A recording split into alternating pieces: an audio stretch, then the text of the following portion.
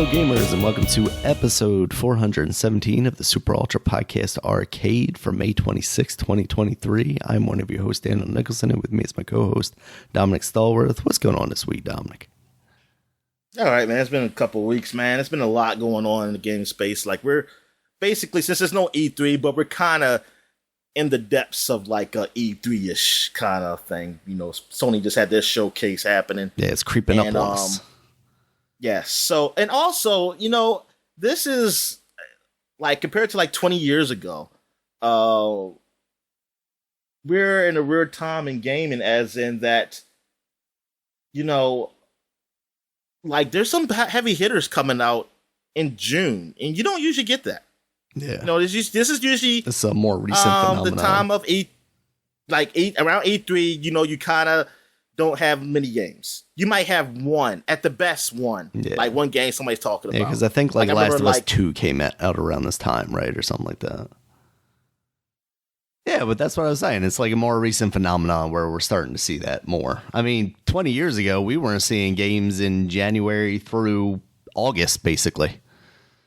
Yeah, I mean, you get some. You get like I mean, a total of like maybe 3 to 4. Yeah. 3 to 5. 3 to 5 at the most between January and I say like June or something, and then it'd be like definitely in July you really didn't really see anything. August, because you get mad, you get mad, and it's up. You get the NCAA football.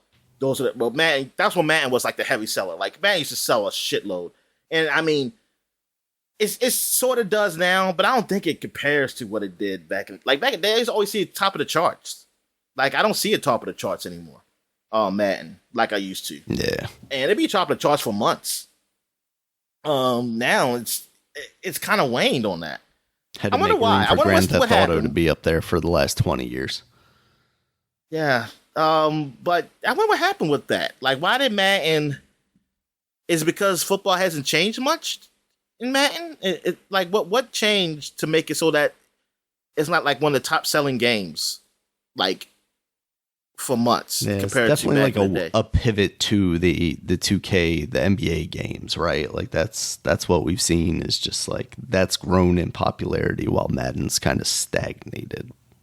It did, it really did, and NBA is to the point where like I'm angry by it because of the microtransaction stuff. Yeah. Just like with baseball, like all I see when they show something like cool, like they show something cool for like creator the create a stadium for MLB to show one time, and all the people call us like, I don't care. When you going to talk about like some packs or like new packs or like God, new like cards people are actually into it. They are, yeah. I mean, that's what Daniel. That's what people do. I mean, that's like in 2K. That's what people do. I mean, the people who bitch about that stuff don't play sports games, right? Usually. I mean, like, everybody you hear complain about that stuff, Daniel, how many sports games do they play? I mean, sure, but I feel like from a consumer standpoint, like, why am I spending all this money? But yeah, if you like a game enough, like, it's very easy to get trapped in that kind of loop, right? Yeah, I mean, that's all everybody always talk about in MLB The Show when I go up there. I have to, like, put there specifically what I want, because if I just put MLB The Show, everything... Like if you go on MLB Show like the Reddit, everything is all about the cards. Oh wow! It's about what's out, what's the season, what's to do. Yeah, that's the game really for them. I mean that's just the same for 2K though, Daniel. Yeah. I mean nobody talks about the seasons in 2K. They're talking about the court stuff and everything like that. Whatever. Well, I lost the track what I was talking about. Yeah, but yeah, we get some. We get some heavy hitters like this. This summer that's coming up. So it's like games. Yeah, we got some games happening, and with mixture of this news. So we're not going to be talking about sports or wrestling. We're going to go right straight to like what we've been watching. You're the only ones who really watch something that's worth talking about because I didn't really see any new movies. I'm trying to think. Did I watch anything that's new? Oh, I did watch Interstellar again. Oh, I watched it through the Oculus, and man, that movie was good. Like that is still one of my favorite. What's the guy's name? Nolan What's the director's name? Yeah, Nolan North movies. Yes, that's my Christopher Nolan. favorite ones. Oh, Christopher Nolan. Okay. I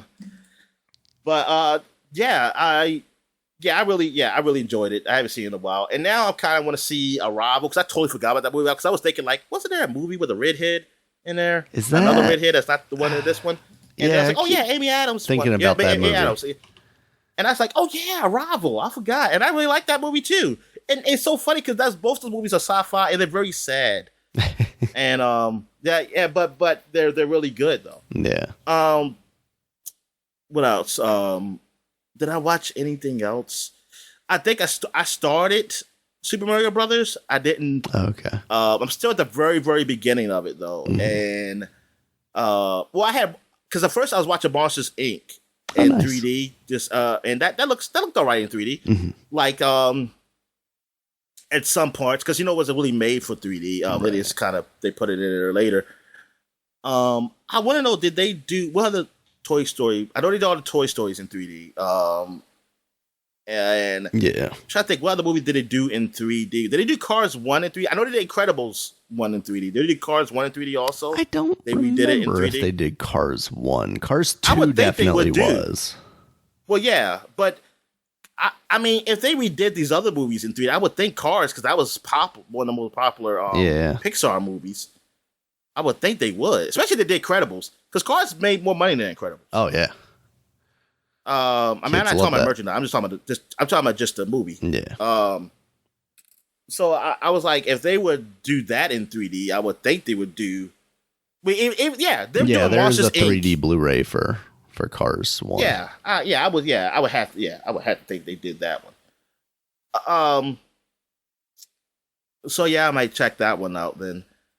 But yeah, Mario, I just watched at the very beginning. I mean, it was okay. And you know what? I kind of get lost in the voice of Mario. Like, I don't really hear or not really thinking about the dude that talks for him. Yeah, Chris Pratt. That's not too bad. But it is funny that it starts out just like kind of similar-ish to the Super Mario movie. Oh, really? That they're really plumbers, and then they go try to fix this big leak that's happening. Then they find another world. That's the Mushroom Kingdom. Just like in the Super Mario movie that came out years ago. Right. And it's like, oh, that's very similar. I was like, that's how they do that.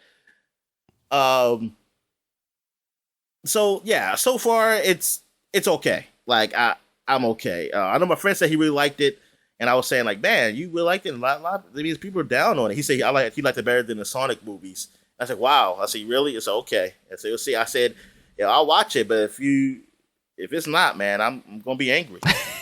I'm gonna be angry. Like you said that. Yeah. So far, I'm not ready to say anything on that yet. Oh, okay. Yeah. So, what have you been watching? Well, what did you watch? All right. So I was watching Ted Lasso, and after that, there was a trailer for this show Platonic, starring Rose Byrne and Seth Rogen. And then that's a show? Yeah. I thought it was a movie. No, it's a show. And you had sent me a tweet about it, basically making fun of it being a Seth Rogen thing. He does the laugh at, he says something stupid. He's a child adult, right? That's the Seth Rogen thing. And that is exactly what this show is. Rose Byrne is a woman with a family, and they were friends for a very long time. And then he got married to a woman that Rose Byrne's character didn't like.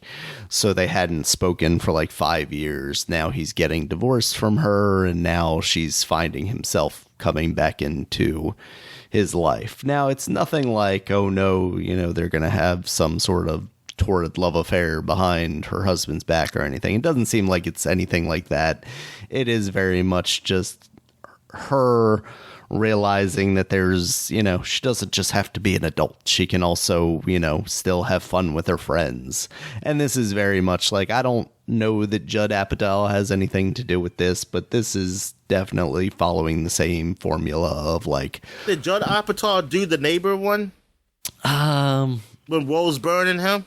Shit, I forgot that they were both in that one too. Yeah. I don't remember. I mean, that's the only reason why I know. Like, that's when I saw them together. I was like, oh, they're together again. Yeah.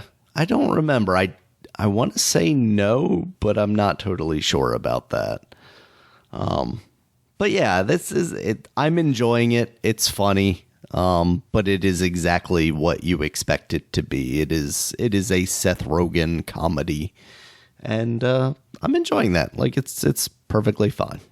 So I've found myself like more consistently watching things on Apple TV Plus than I have been other things. I restarted season 3 of Mythic Quest 2 because I had started that at a different time, but never really like paid attention when I was watching it, and kind of lost the thread. I didn't get too far into it, maybe like 2 episodes or something like that. So I just restarted that to check that out because I've heard that's good. I mean, I like season 1 and season 2, but I've heard season 3 is good as well. So I'm getting back into that. And then I'm just trying to see if there's anything else on there worth watching, because Ted Lasso, I think, ends this coming week. And after that, I don't think I need to stick with that subscription much anymore now that my like Target trial or whatever that I had gotten has run out for it. Yeah, the thing I want to watch on Apple Plus is the prehistoric thing, because I did like the first season of that, and the second season, I think, started. Yeah, I might have to watch that before I get rid of it too. The dinosaur thing, like if they were real. Yeah. They show them with feathers, Daniel. They have feathers. What else? Oh yeah, I did watch some more Succession. Oh, okay. And still in the second season though, where it looks like someone messing up the like kind of not breaking them up, but kind of get involved with the lady who got fired from her other job, and now looks like she's sleeping with the father. Okay, the other news lady or something like that. Like she owns a news company. Yeah, okay. Well, I don't think she owned. Does she own? She got fired, so I don't think she owns anything. Right, right. But she's like she's from that family, right? Like her family owns. Well, okay. yeah. Well, no. Was she? I don't think she's related because she got fired. I thought she just worked for them. Because she got fired from them. I'm thinking I know who you're talking about, but maybe not. And so now she's with them, though I don't think she officially has a title, because even the kids are like, "Where are you?" But I guess she's kind of working for them. But I guess maybe she's doing the same thing she did for the other family. But that's when the father not really giving the girl, this daughter, the reins. Like he basically said, like, you were eyeing some other job, but she really wasn't. She was only saying something about the job because of that woman, and now it's like, oh, she probably trying to mess things up. I don't know where her goal is though, but whatever. But yeah, so but it's good. I still like the show. It's pretty funny. But it's the part where I wonder with the father, what was his plan by bringing his son to the place where the guy he killed, to meet the family. Yeah, I wonder what was he trying to do there. I think it's just like intimidation, like, you know, you and I both know what happened. Nobody else needs to know as long as you stay in line, kind of thing. Yeah. Whatever. But you know, it could be, you say, yeah, but if it comes out, you get in trouble too. Because I'm like... The cover up, yeah. You think I covered this by myself? Like, what if, like, you don't want that? Yeah, but he's got a whole news organization behind him, Dominic, to redirect that. But shucks, I'm just saying, I think everything's going to fall apart where they can just buy his company, though. Yeah. That's just too much bad past that. He would have to sell. It is kind of wild that, like, every season of this show is really just about him, like, somebody's like, I'm going to buy your company, and then he's like, no, you're not. Like that's what this entire show has been about. So that's it. So I guess we get into video games. So you can talk about because you just played Tears of the Kingdom. Yeah, right? Yeah. Did you record any? Did I what? record any of it? Yeah, I recorded some of it. Okay, good. Yeah, so I just playing more of that. I finally got into and beat the first temple that I went to, but just like Breath of the Wild, this kind of open, you can go in any direction you want. I did not end up going in the direction that they kind of they say, hey, like maybe this is the first one you should go towards. They kind of push you in that direction when they give you the objective to check out the different things. I ended up in the Zoro domain and going through that temple. There's some really cool and unique elements to that temple that I think, like, if that's true of all these temples, like this game is as impressive as people say it is. I think that stuff is just that's the coolest stuff when you have a game where you find that like it has so many elements of it that could just be their own games, but still done well enough to hold together. Like that was our thing about Inside, right? Is like Inside, so many of the puzzles had like just completely different elements to them that it was like really unique and cool. And that's what I felt like with this first temple. I'm on my way to the second temple. I've kind of just gotten distracted though. I'm still just exploring the world, basically. I'll start in a direction and then I'm like, well, I want to go back here and make sure I activate the shrine or something while I see it. That way I can teleport back to here or this, that, or the other thing. So that's really just what I've been doing, using all the new powers. I've come around on Fuse. I think I talked last time a little bit about like how Fuse was my least favorite thing, and that's where you put the weapons together. Now, as I'm like understanding a little bit more about how to create more powerful weapons and what I need to do, I've been finding myself using it a lot more. I wish there was like a maybe less cumbersome interface for that, because you always have to like equip the weapon and then you have to drop the thing if it's not already out in the world that you want to fuse it with. So if I say defeated a really strong enemy and they drop their horn or whatever, and that's the thing I want to fuse with, I then have to drop it and then fuse it. It's just a little bit weird there. Let's see, the other powers I did find out, and I don't know that it's particularly spoilery, but I was complaining about it last time that there's no like auto build thing or like templates that you can set up once you built a thing. There actually is at some point in that game. You get that. I have not gotten that yet. Because I've been mostly trying to stay away from like just guides on how to get things. Like I know the stuff is in the game, but I'm not like, oh, I need to go there to get this thing. But to that point, I will say, like with the Zora Temple, I did have enough trouble trying to figure out how to get access to it that I did end up looking at like some guides to just get like a general idea of like, where's this thing that I'm supposed to look at? Like, I appreciate that Zelda has like the adventure log and it points you in like here on the map is a thing related to this.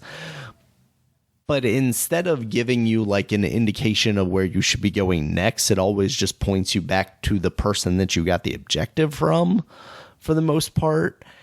And that can be frustrating when it's like, oh yeah, it's highlighting these words in red. I know I'm supposed to try and figure out something related to this topic, but like I need a little bit more hand holding, and I don't necessarily need that for everything, but like I don't know if you had a hint system or something in there that you could maybe tap into, it would make it a little easier, because like you're letting me loose in this wide open world and then you're telling me, for example, with the Zora stuff, like you're looking for waterfalls, and I'm like, there's a lot of waterfalls in this game. Like even in the specific area that you're telling me, there are several waterfalls, and then like there are also several caves. So for me to try and find the very specific thing that I'm looking for in one of these caves, and then to come across like a different cave that's not the right cave, but I'm not sure it's the right cave because there's no indication that it's the wrong cave outside of the fact that I can't climb the walls, but is it that I need the thing to climb the walls? What's going on here? And part of that is just, it's the same way with like Dark Souls games, right? It's like, sure, I can go in any direction, but if I hit the enemies that are too strong for me, that's when I should know I'm headed in the wrong direction. But am I just not good at the game and these enemies aren't the hard enemies, or are they the hard enemies? And it's just one of those things where I struggle with a little bit. Now, I will say on my way to the second temple, which is the Rito village temple, the bird people, there is definitely like things I did to get to further my journey there that definitely was not the intended way for someone to do that, because I kind of forgot that I had like the elevate power where you can, just shoot yourself up through a solid object. And had I realized that journey maybe would have been a little easier, but I was still able to do it because they give you a lot of options with all the powers and abilities that you have in that game. So still having a hell of a time with it. Still just getting absolutely destroyed by some of these enemies. And I've been focusing mostly on getting health. Once you complete a shrine, you get like a power of blessing of light or something like that, and then every 4 of those you trade in for a heart piece in villages. And outside of one set of 4 that I turned in for stamina, I turned those all into heart pieces, and there's still enemies that are like basically one-shotting me, and that's a little bit frustrating. But other than that, having a good time with that game. Oh, great. That's great, man. So I've been playing some more Tiny Tina. Okay. I've I moved on pretty. I want to say I moved on pretty far in the story. I've done a lot of side quests, and now I'm kind of going through this story. Now I went to another location where you had gotten now you're kind of below the sea. Because you did something magical that got rid of all the water. Oh, I wasn't really paying attention to why that happened, but now you kind of find a lot of enemies that's similar to like pirates and some like sea crabs or like sand sharks and shit like that. So it's something different than me fighting like goblins and shit like that before. The game, yeah, it's still pretty good. It still has some I like some of the dialogue. It's pretty funny. Going through it, there's something about with the Borderlands games, which it's something with it's with all the games too. It's like you only see you almost can tell what kind of animation is how much an animation game can have. It's kind of hard to explain. It's like I know it can't do I want something to surprise me. I know I'm not gonna get really surprised about something happy. I know oh, they're not gonna surprise me with something like busting through a wall, because I don't see them. They never do that. It's not. I don't see an animation that will let them do that. Or when it does, something busts through supposed to be a little shocking, it looks kind of crappy. Or it doesn't look. Or it doesn't look like it looked like something oh yeah, you did it this way because you there's no, you don't. I don't know how to explain. It's you don't have whatever an asset to make it so that this can happen this somebody maybe they bust through a wall or something like that. It's gonna look like you're gonna tell that wall is breakable. You can look at it and look oh yeah, it's breakable because so something's either gonna happen, or either I can break it or something can break it. It's never gonna be a shock because it seems like you don't have either you don't have the access to it, or you didn't choose to make it that way, and which kind of sucks because in a game I say God of War or something, I can go somewhere and something just pops up, not just sort of scares you, but something just happens where something fall I don't see it coming. I was oh crap, and it's but And here it's like, you're kind of it's limited in certain ways. And so it's like I feel like I'm at a part of the game where it's really nothing's like it's just like I'm just in the flow of just looting and shooting. Like the story is not really there. I mean, it's okay, but it's not like really what's driving me really to go forward. Like I don't go forward like to know the end. Like I wish it was strong in that way. But it's really me just like, hey, I feel like playing a shooter now until I get tired of playing. And then I just noticed all the limitations of what this game has, where I feel like it shouldn't. Like I feel like it should be more to this, because like even though it looks better than what Borderlands 2 or the pre-sequel was, like this is more closer to Borderlands 3, which Borderlands 3 is like, okay, I can see it looking a little better than what Borderlands 2 was.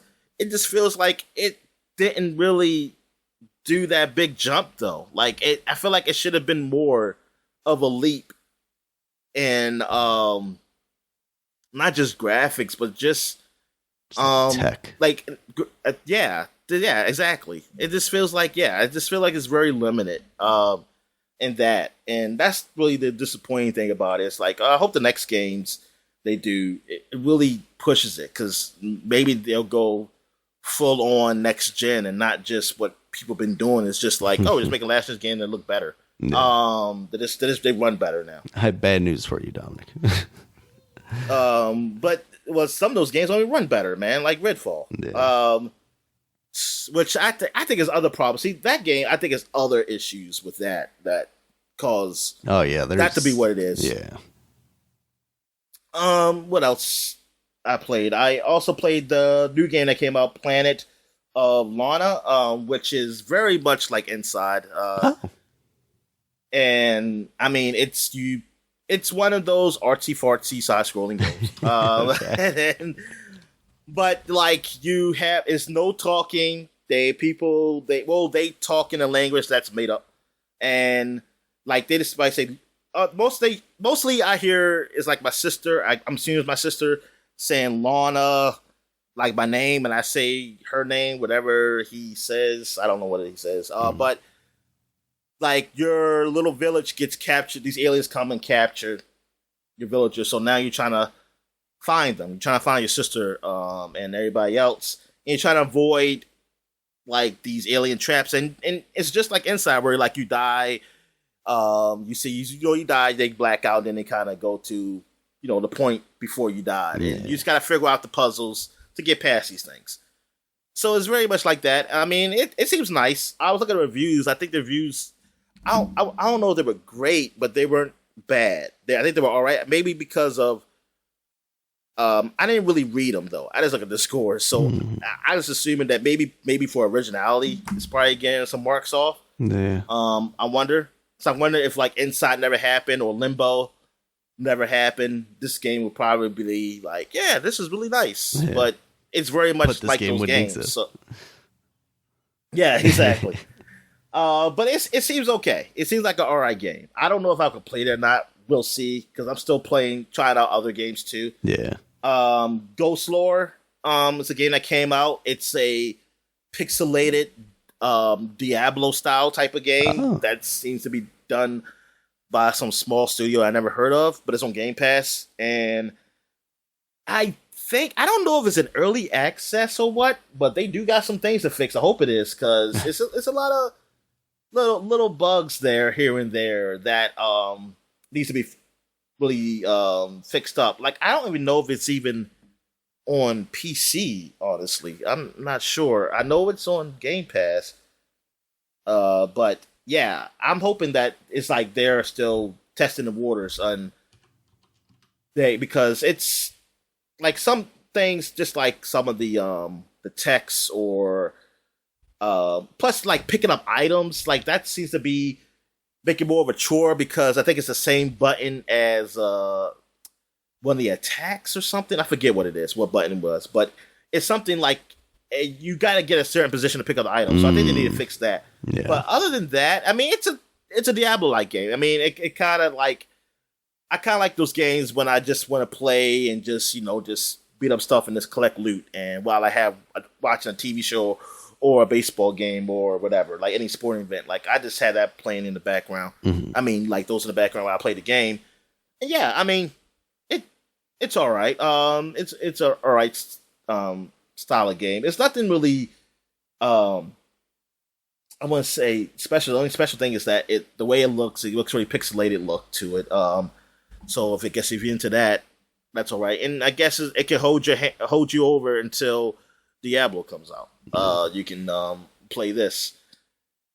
I'm trying to think of some other things. I haven't played it in like 5 days. What else I do in the game?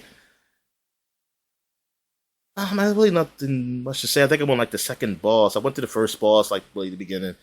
Then my second boss, I think it killed me, so I now have to go back to it. Yeah. I mean, it's okay. Is it multiplayer? Can I play with people? I'm trying to think. I think you can. I don't know if it's just local. And I gotta try. I gotta look. I don't know. It looks interesting. It looks almost like if somebody tried to make a Diablo light, like for like a Game Boy Advanced or something like that. Yeah, exactly. Because it was something one of these games I was mad. I was like, oh man, it's only local, and I want to say it was this one, but I'm not sure. It better not be. It better be the freaking online. What else have I played? I also played that game is called Ghost Lore. I beat Yakuza 3. I went through the story of that, and it was all right. It's not as good as the previous Yakuzas I played, but it was okay. I'll go into 4, I guess, later on. So at some point after I play some of these games. I also played another game that just came out, Eastern Exorcist, which is a side-scrolling action game, which I played very little of just to get. I was really tired out, but the action seems pretty good. You choose between a man and a woman, and I don't know what the story is, whatever, but like it's not just action button, like you gotta hit, like you gotta time it and like time your attacks and things of that nature. It's a little more complicated than that, and it seems and I didn't play like the very beginning, so I didn't really get too deep in the game. I am going to probably play more because I do find it interesting, like how it plays. So I don't know. I wonder if it's just a side-scrolling, action game, or is it more Metroidvania-ish? But I think it's more of an action game. I don't think it's going to be a whole lot of puzzles with this one. But I also played this one game, a Warhammer game that came out, Warhammer Bolt Gun, which looks more like an old Doom game. It's a pixelated shooter, but it's fun. Like I played some of it and I really had a good time. I like how they got the chainsaw, how it locks onto the enemies and you go chainsaw them, and the gunplay. It's really fast and it's fun. I saw some pretty good reviews for it. Some people were saying like, "Oh, this is like a secret hit or something." Like it's pretty nice, cool game. Definitely. I didn't play too much of it. I just tried it out maybe like 2 days ago. But yeah, I might be trying out some more just to see if they'll get my hooks in me or anything. But yeah, the story is very complicated, just like Warhammer storylines. Like the lady was talking for a while. I was reading, but then I was just reading and not understand what the fuck she was saying. I was like, oh god, just say let's just start the game, whatever.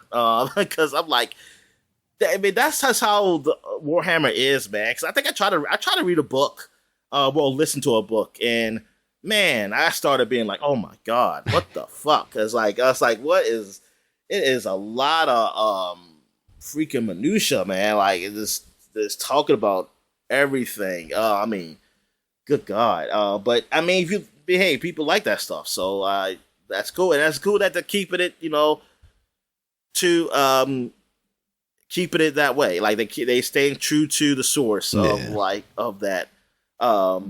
But you don't have to care to like the game. I can tell you that. You can just skip through that and be like, oh, I did just kill some enemies. I'm doing it for the whatever you're doing it for, the father or the god or something, whatever, Magnus. I don't know who the hell they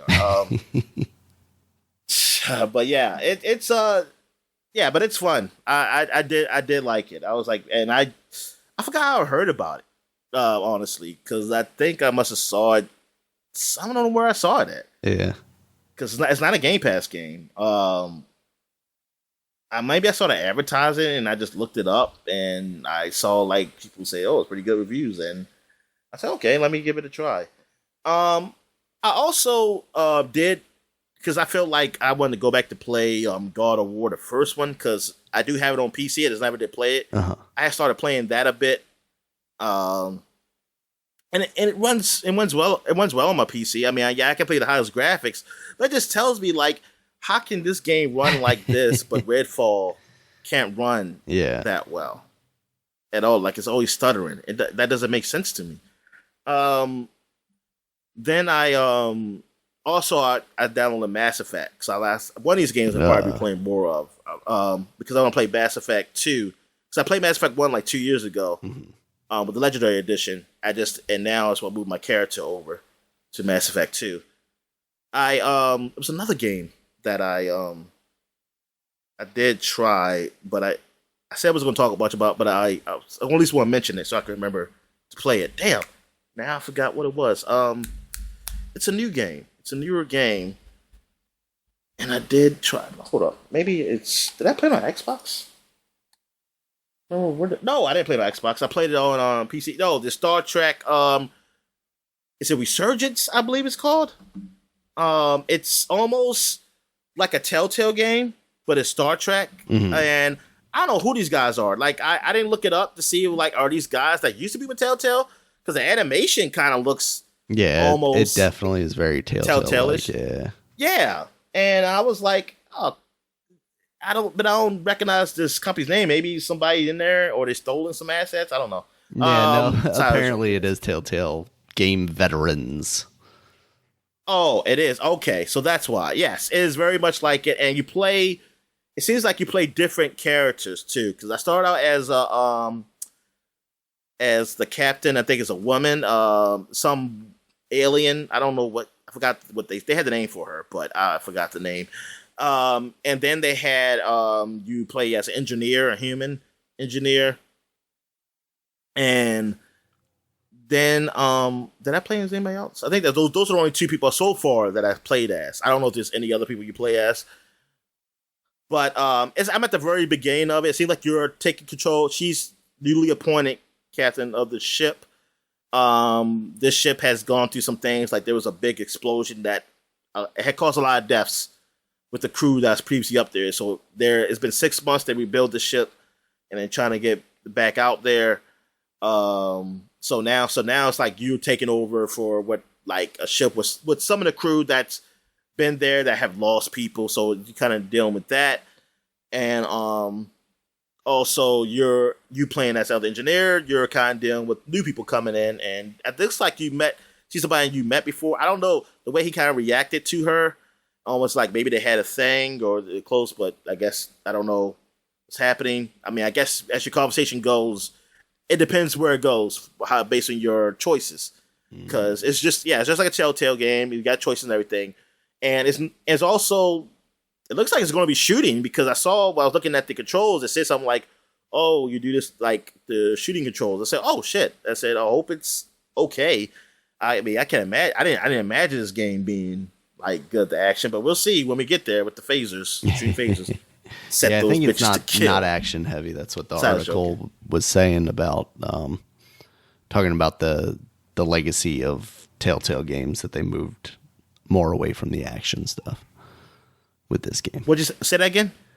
Saying on the article that I was looking at, saying that this was made by Telltale veterans, that it also mentioned that they had moved away from the combat in this one.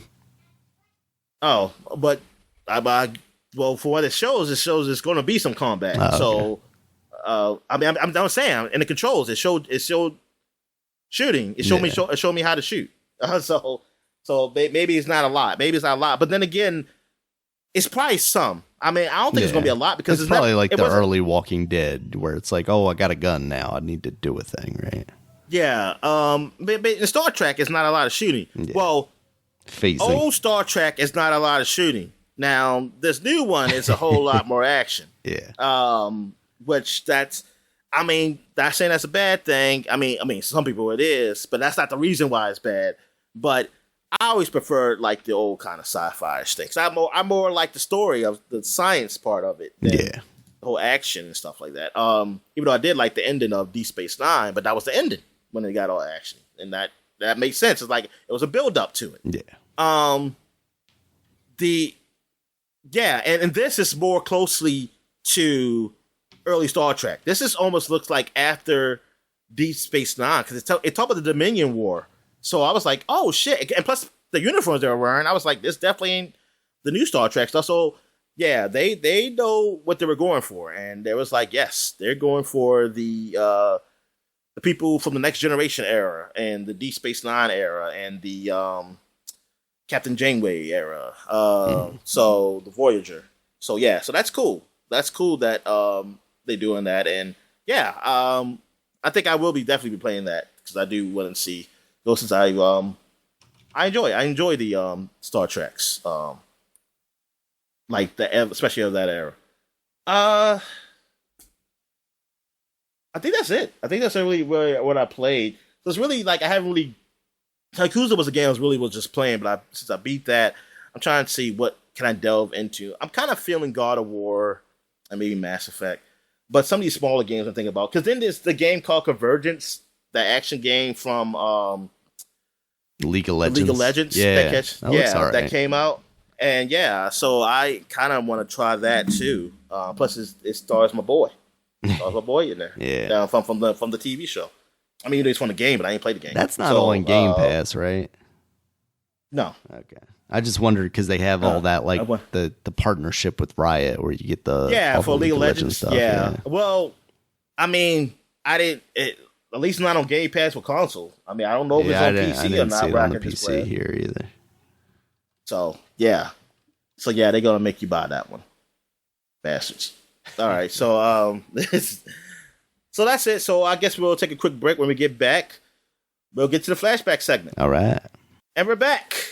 And now we're going to the flashback segment, which we have not done it for a while. So basically, this is all the rest of the games of May. We did like a few games of May in previous the podcast before last, but so now we're just doing all the rest of the games of May that's worth talking.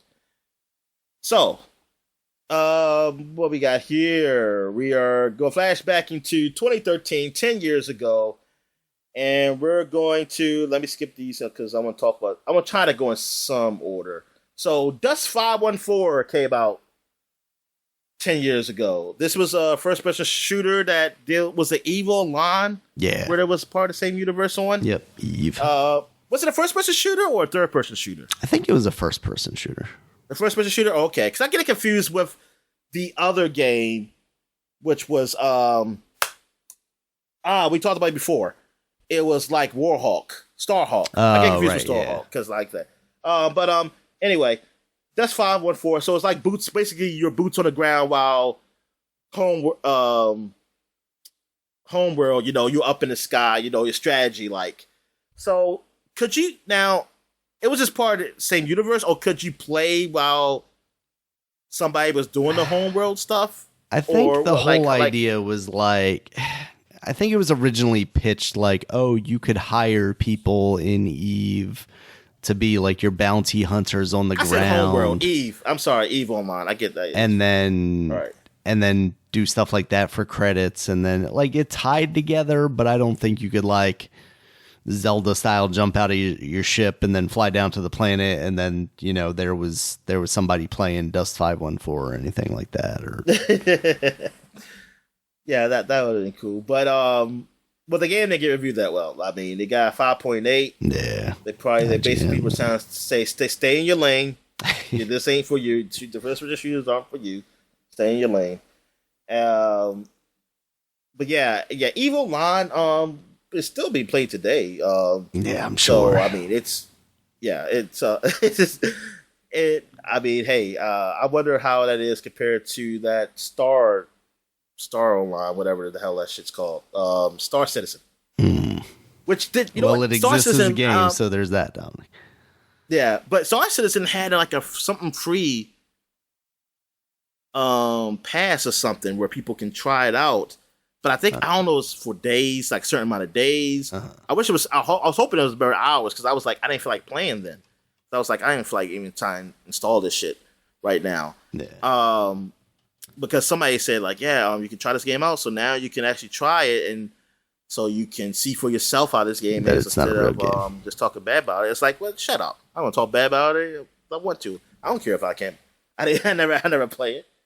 That's my right. Let me know when Squad 42 or whatever is coming out. That's what I want to know. That's the single player stuff. Like, what's the Mark Hamill stuff?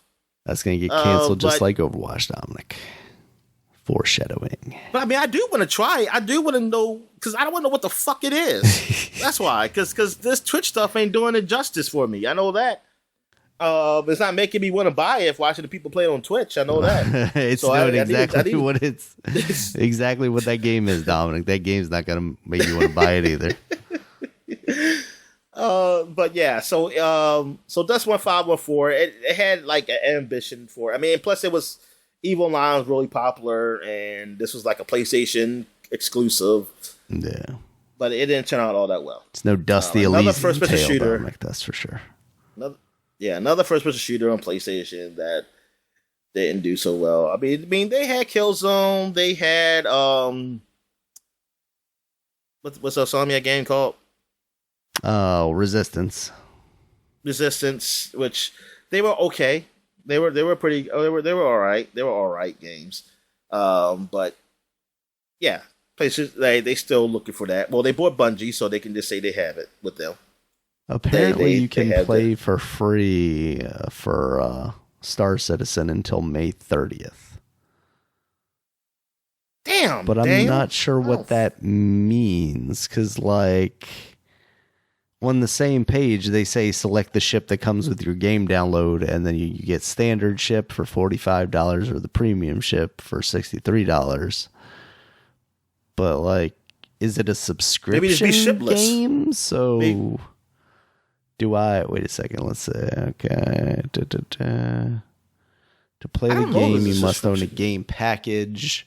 This requirement is waived during special free fly events. Okay, so maybe you can. I'm afraid that if I get too far into this, Dominic, I'm actually going to click to download this, and I don't want to do that, even though I can cancel it. I want this on my record, Dominic. Yeah, this is complicated. I don't like it. They're just trying to sell me ships already, Dominic. I can buy the Cutlass Black Starter Pack for $115. And then add on this Storm ship for $70. And then this Scorpius for $240. Really cool ship, though, Dominic. Come on. Like, they need a demo. I'm sorry. It needs to be no freaking 30. They can't be selling. well.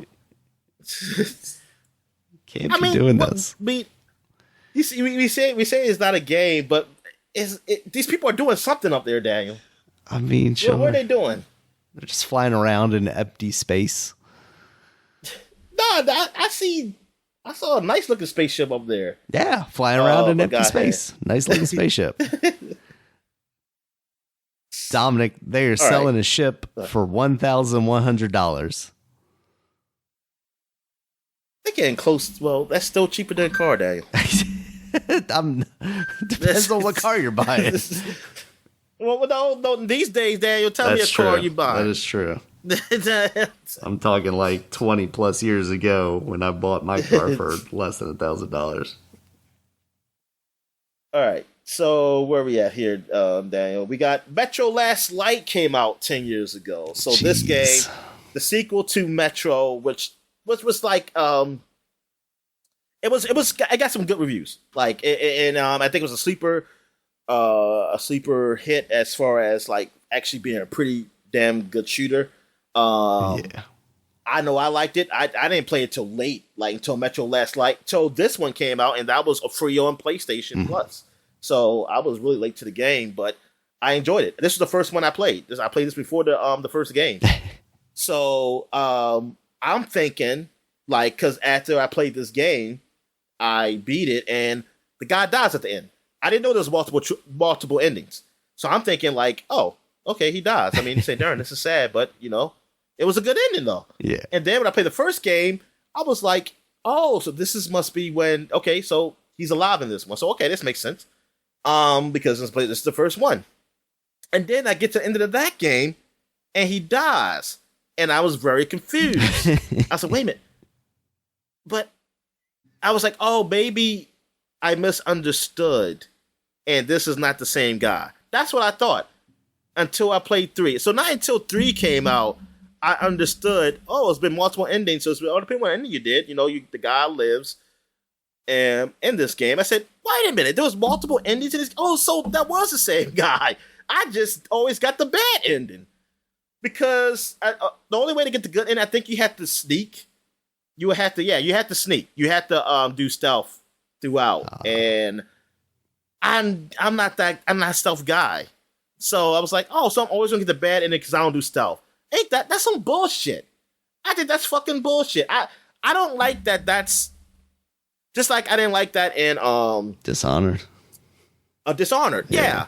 That like you gotta if you did stealth throughout, like to kill the guys or don't kill. Yeah, it's a weird thing to give you the option to play that way, but then basically tell you that that's the wrong way to play it, right?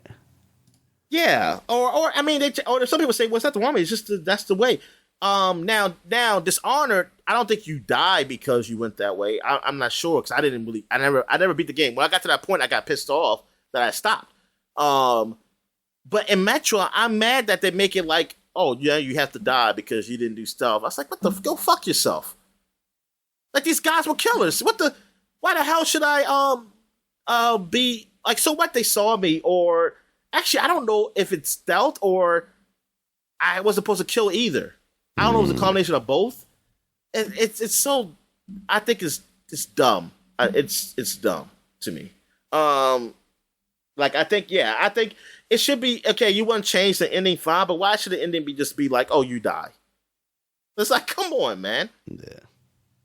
Yeah. Anyway, but Metro Last, it was a good game, and like I really liked that. I liked the whole idea. Like I thought I would hate it because when I used to read stories about Metro Last Light, it's like, oh yeah, you go out into the world, you gotta watch out for radiation poisoning, so you gotta always monitor yourself. But you know what? That wasn't it. They put it in the game in a way it wasn't annoying. Like I wasn't annoyed by it. It was just part of the game. Like I felt so like I was in that world that felt like, oh man, yeah, I gotta watch out for radiation poisoning. I gotta monitor myself while I hurry up and get through here and watch out for these monsters. And it didn't really frustrate me to do that. Yeah. And I like the option of stealth that they have in there. Like sometimes I do it, but then sometimes sometimes I just want to go, shoot. That is was like, fuck it, I'm just gonna kill everybody. But yeah, and I like the whole going through the tunnels and just the whole story of being underworld. Like you're living in the subway system, like because the outside world's been fucked up because of the atomic bombs or whatever. But it was a good story. It was some good action. I mean, the shooting was okay. It wasn't great, but it was good for this game. It kind of gave me that feel of like Fallout, but better shooting. Like more of a shooter than an RPG. Yeah, man, I really enjoyed it. And you got up here Doritos Crash Course 2, so you gotta tell me why was this worth talking about? Because it was a Doritos branded game where you had a little dinosaur chasing you, Dominic. I thought the first game was that. Hey, you're right. This is part 2. The second one was the one that was like a wipeout game where you're your little avatar and you would run through and there would be like swinging stuff and.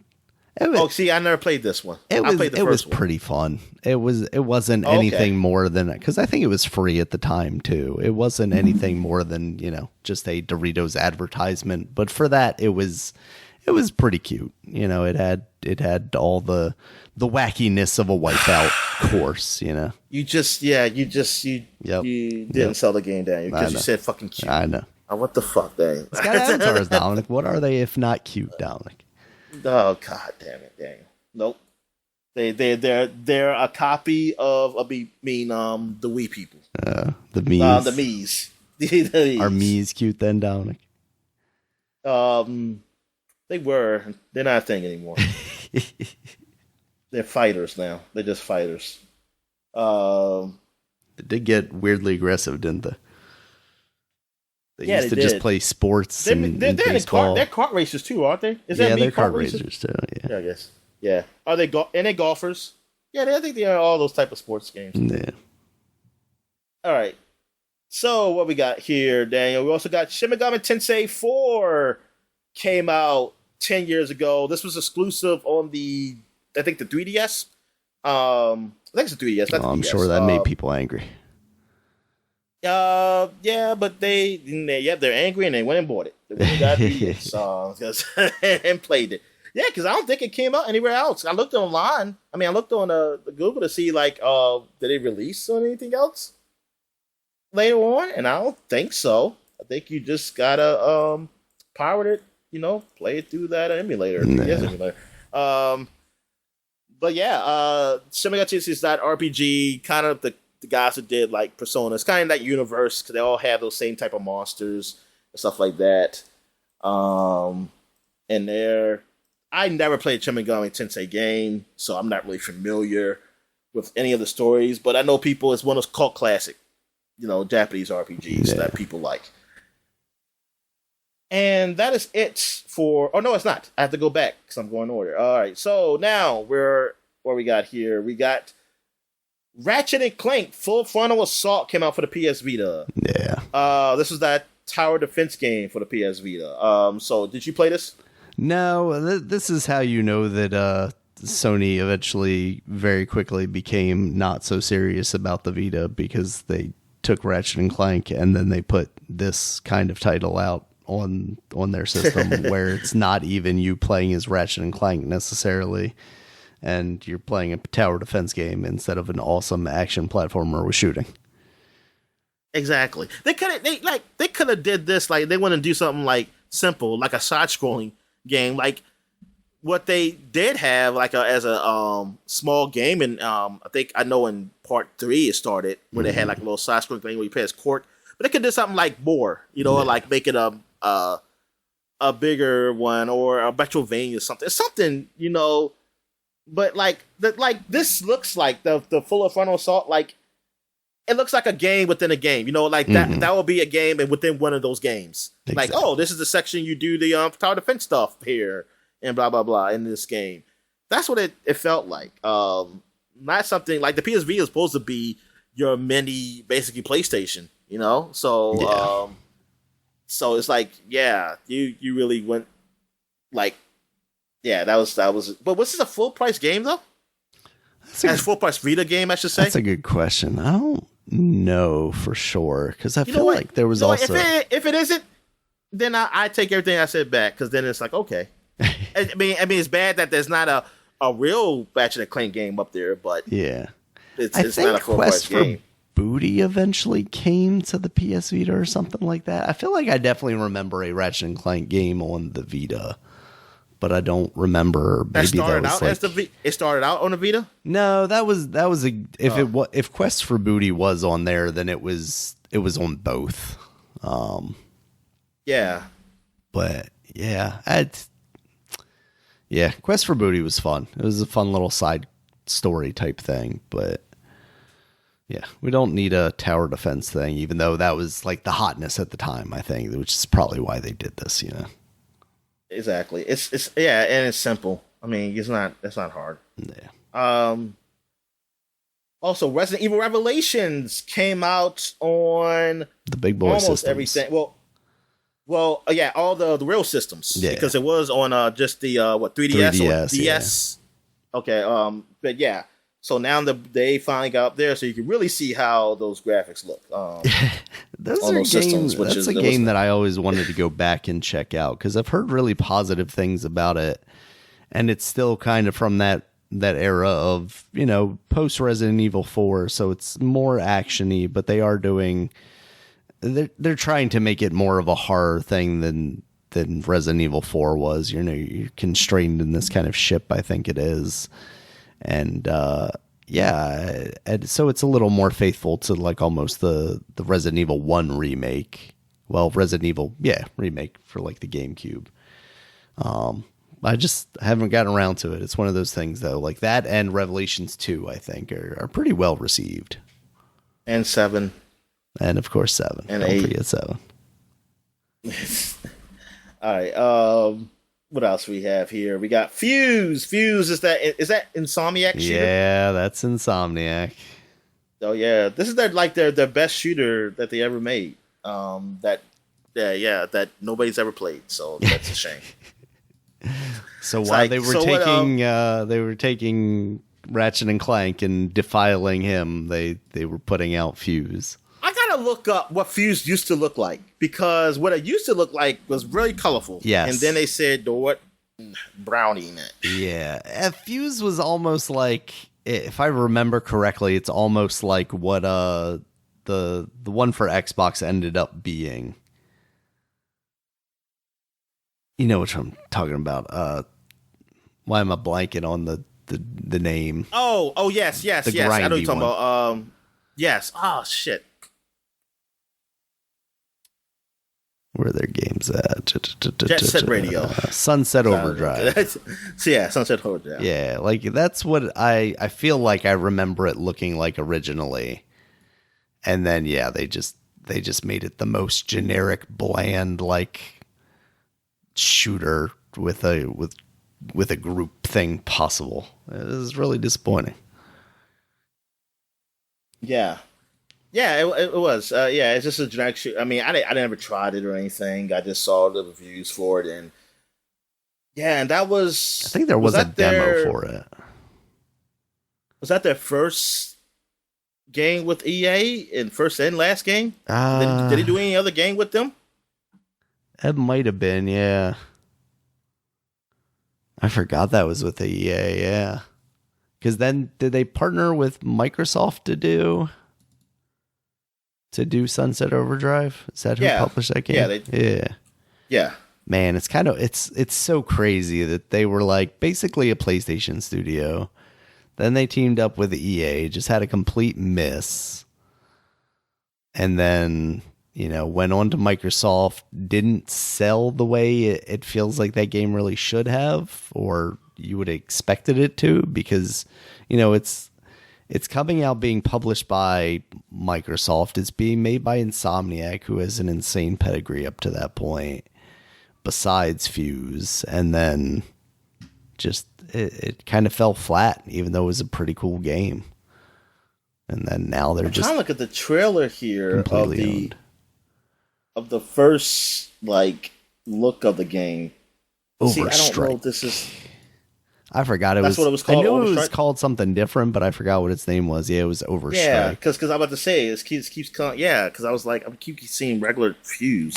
Yeah, and it definitely wasn't as over the top as I was remembering it, but there was definitely like a little more elements of like almost a Team Fortress-esque thing, where it's like, okay, here's these different kind of characters with different powers and whatnot. Yeah, and it looked a little more cartoonish. Yeah, I mean like the animation was more. Yeah, it wasn't so serious. Like it was. Yeah, they had a little like they looked real but cartoony. Yeah, at the same there was time, less brown, like you said. Yes, yeah. E3 2011. Dang. Jeez. All right. So what else we have here? We got. I think that's it. I think that's it for May. For the games that's worth talking about. You didn't think Donkey Kong Country 3D, Eternals 3D on the 3DS was worth talking about? Not particularly, no. Call of Juarez. Call of Juarez Gunslinger came out. Oh, but that's wait a minute.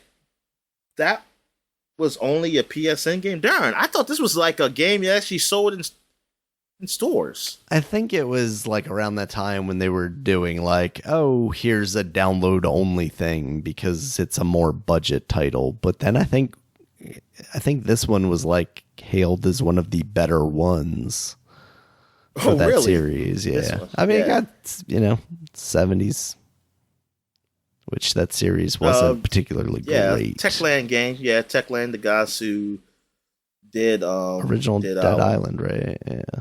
Yeah. Oh, this is published by Ubisoft also. Oh, wow. Well, it's published by Ubisoft for 2013 and 2018. Then Techland published it. They just said, they just published their own game. So they got it back from them.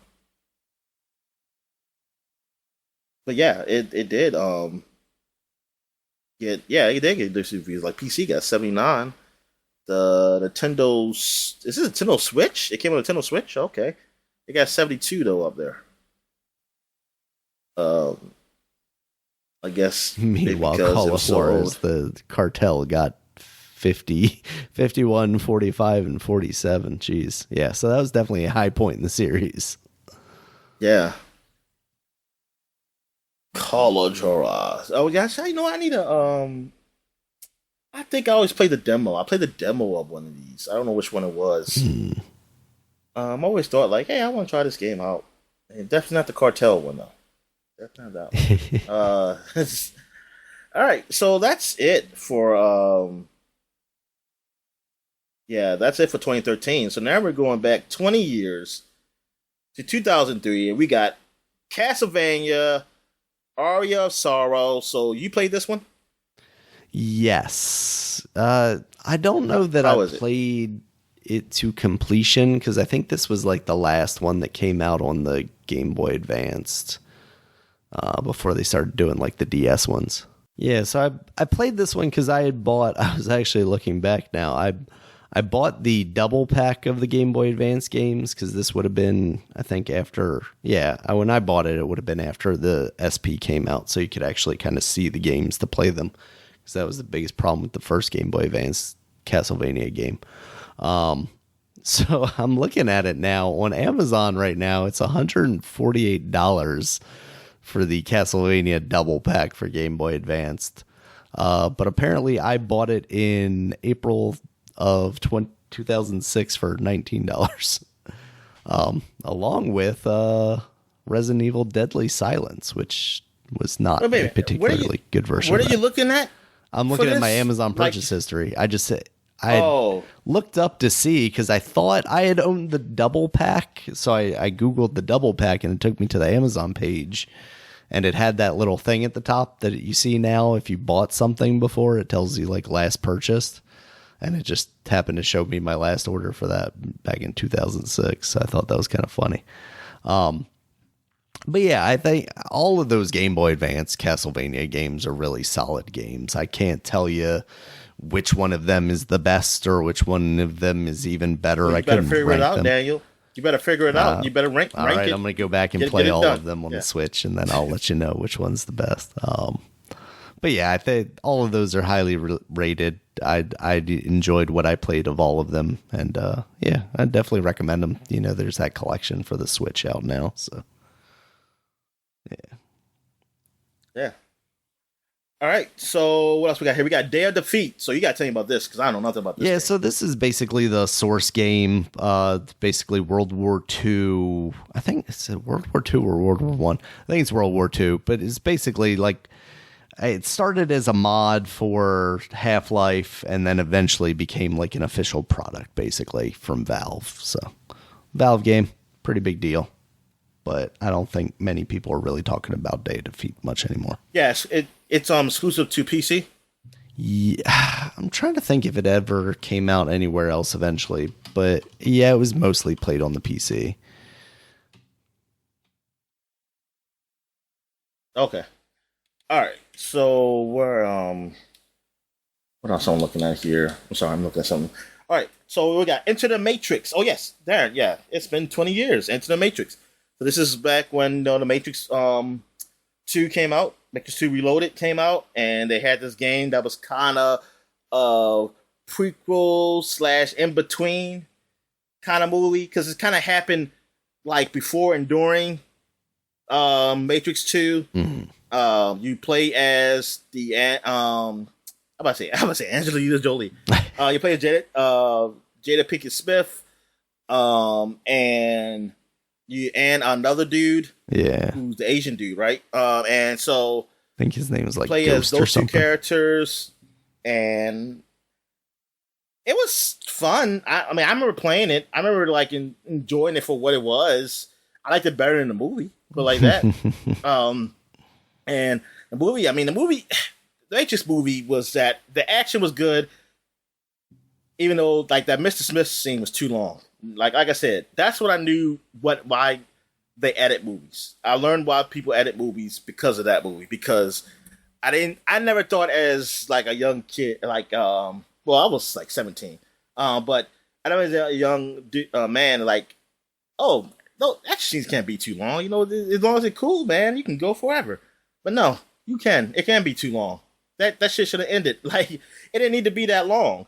And then like the amount of action it had in that movie, it was like, yeah, it's good, but the story, I did not like the story. I didn't understand it. When I first saw it, I didn't understand what the fuck was going on. I didn't know who that guy in all white was.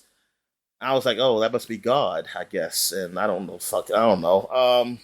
It just, nothing made sense to me until just like at the end, when you saw that Mr. Smith was oh no, he's in the real world.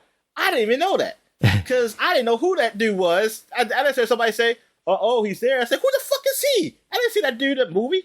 Who the hell is this dude? I did not know who he was until I had to go read up and saw like, okay, I had to go look at it again to know like that was Mr. Smith.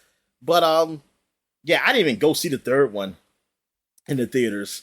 I think I wait for that to come like on DVD to finally watch it and see how bad it was. I was like, darn, this is even worse than the second one. And I was like, this is damn sad. Like, the only good one was the first one. Yeah. But Into the Matrix, yeah, that was fun. I mean, it was a big deal because it's like, yes, we get all that Matrix effects and play it as a video game. And I know that game, it sold a lot. Like, I know it sold a lot initially. Like, that was like one of the top selling games at the time. But yeah, did you end up playing this game? No, I never ended up playing it. I was kind of interested in it, but I already kind of fell out of the Matrix stuff, and then by the time I would have like purchased it, I just never did. I don't think I ever purchased this game. How the hell did I play this game? I must have borrowed it. I mean, I borrowed it from Blockbuster was still around, so I must have borrowed it from Blockbuster or something. Yeah. What else have I played? I said played. What other games have come out 20 years ago? PlanetSide for Windows came out. That's the massive multiplayer. Was this a first-person shooter, or was it? I think that one was a third-person shooter. Okay, this is a third-person, like alien world, like basically, like you fight. Like, is it a RPG or was it a shooter? I think it was. It had RPG elements. It was a shooter with RPG elements. Oh, really? Okay, so it's more action. It's more action than your traditional, basically like mass MMORPGs. Okay, so I don't really. I know PlanetSide. I just don't really know much about it though. Mm-hmm. Like I don't know what it does. Exactly. It was one of those games that like I know it's a big deal. I know it was a big deal. PlanetSide 2 is still around and running. I know there are people playing that game, but I don't know much about it because I've never ventured into that world, really. Yeah. Like, you cannot play PlanetSide 1 anymore. It went offline the 2016 because I guess PlanetSide 2 is the one you're going to have to keep playing. Yeah. With this. And I think there's still Sony Online is still part. Yeah. I think it's still. Well, the EU, I know the first one, the EU was Ubisoft. I don't know what the second one is. If it's plus like Ubisoft or Sony. Sony just said we're just going to take it. Excuse me. All right. So you can definitely talk about the next game. WarioWare Incorporated Mega Micro Games. With the money sign with the S. I forgot that we hadn't already talked about this because we kind of went in depth on it when it released on the Game Boy Advance Virtual Console. But it's an awesome game. Basically, a small collection of different mini games. There are different characters inside the WarioWare Inc. kind of story where there's the little guy that does like old retro games, and then there's like the disco guy who'll do like more rhythm-based things, and they're all kind of rhythm-based mini games, but they all have their own kind of different themes to them, and it's really cool. It's so odd, and at the time especially, you didn't really see games like this much. You know, there were the rhythm-heavy games, but I don't think many of them really made it over to America, so this was the first time that we were really seeing something so like just weird. And mixing that with like little tastes of old retro games, you know, there would be like, oh, here's Super Mario, jump on one Goomba, or here's Metroid, you got to collect a missile tank, and you know, the missile tank's right across the thing because all of them are like 30 seconds. It's not even that, it's like 10 seconds. But it's definitely like, get your bearings, figure out what you have to do, and then, you know, by the time you do it, you're already out and into the next thing. So it was kind of addictive in that way, because it's like, even if you messed up, it just jumps right into the next thing until you game over. And I just thought it was the coolest thing at the time, and still do. It's a lot of fun. All right, yeah, that's cool, man. So now we got Brute Force for the Xbox. This was that action game. And I already see it. I don't think I ever played it, but I always was interested because I was like, hey, look, it's a lizard man. You got the lizard. Yep, and he's joined this crew of brute forces. And it's on live. It's online. Yep. Was it multiplayer or was it like co-op? I think it was multiplayer. co-op. I think you shoot each other. It says single player. Oh, really? Okay. Well, it just says multiplayer on the Wikipedia. Let me gotcha. go look to see what it is. But yeah, it got a 77 Metacritic. I mean, some people gave it a bad score. Like Edge gave it a 5. Yeah. But Game Informer, I remember them giving it like an 8.25. I was like, okay, this is a cool shooter. It's a cool exclusive shooter for Xbox, and one of their like it was an Xbox Game Studio game, and like showcase for their online to show off like, hey, an online game. Because this was supposed to be like their next big exclusive after Halo. Halo, yeah. And it never did pan out. Though they can do it now, Daniel. Yep. They should do it now and bring it back. Don't give them ideas, Dominic. Next thing you know, we're going to be seeing at their E3 as Summer Games Fest thing or whatever. They're going to announce a CG trailer of this, and it'll just be you go see the lizard. Yeah, you go see a lizard. You'll think like, what? Again, Spider-Man? Yeah. And then it's like, oh no, that's a brute force. that actually would be incredible. You know what? Let them do that. Let them take the biggest L. Just another 20 titles of games that have come out on Xboxes in the past that they're never actually going to release. Add it to Fable and Perfect Dark and all the rest of them. Oh, what was it? It's developed by Digital Anvil. What did Digital Anvil? What else did they do? Nothing. They got shut down. Yeah, that was it. That was the last game. Before that was Freelancer. Which was on the PC. Looks like some kind of space shooter, and Starlancer, which was that was the prequel. That's what happened. They messed up, Dominic. They should have made Brute Lancer. Brute Lancer. Force Lancer. So with Starlancer, Freelancer, then Brute Force. Yeah. They should bring back Starlancer, Daniel. That's what Microsoft's supposed to do. They bring back, we're bringing back Starlancer. You remember that great franchise? I was like, what? That'd be like anytime they talk about Crossfire.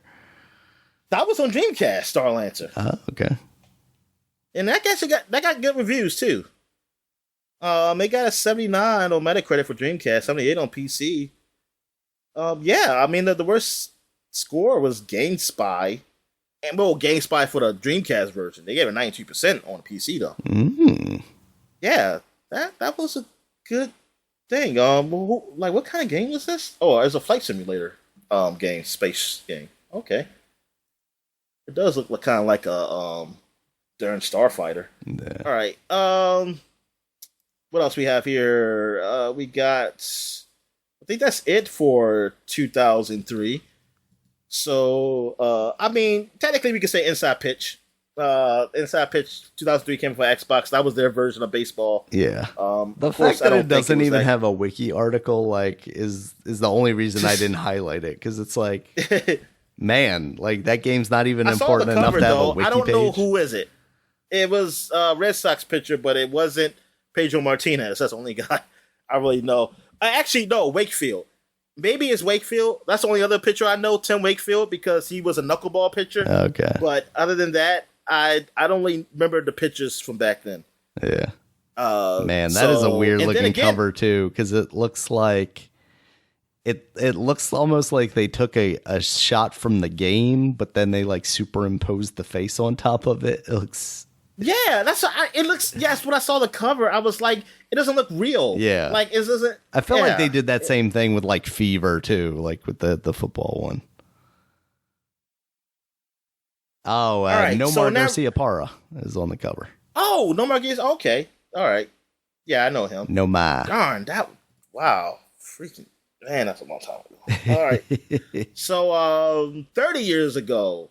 1993, we got Final Fight 2 was released on Super Nintendo. This was the Japanese version. This is the first ever release of the game. Final Fight was a popular like beat 'em up. I never really got into it because that was mostly on Super Nintendo. I was Streets of Rage and well, hold on, I'm watching these birds fight each other. Okay, all right, they broke it up. I see out my window, like they were really going at it. But yeah, so Final Fight, and I tried it, the first one. I think the first one was on the Switch Online, right? Like one, I think it's on, yeah, it might be. Super Nintendo. I think that's where I tried it at. I believe, because I know I played a Final Fight. I played like later on in my life. But yeah, I'm mostly, actually, that might have been Brawl Brothers. Oh, I don't know if it's Final Fight, but I feel like I played Final Fight maybe on an emulator. Yeah, Final Fight is part of like the Capcom collection too. Okay, so that's where I probably played it. Yeah. Okay, that's where probably I played it at then, the Capcom collection.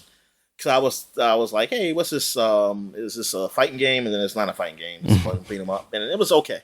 But yeah, so I don't really have like a big affinity for it or anything. I don't have a connection to it because, like I said, it was on Super Nintendo. But did you ever play them? No, I don't think I ever played the Final Fight games. You never played any beat 'em up? No, I'm not. I was never a big beat 'em up guy besides like the Spider-Man games, like Maximum Carnage. No, you're not. You didn't even beat the game. No, I couldn't beat the game. Man, that game is tough. I still don't think I could beat that game unless I use like cheat codes. All right, you can just save scum it. I mean, yeah, maybe if I use like an emulator and I had save states or something like that. Yeah, that's how I used to do all those games. I used to save states like crazy, like have that button set to a hotkey, like save. But sometimes I make a mistake and say, "Oh shit, I saved when I'm about to fall."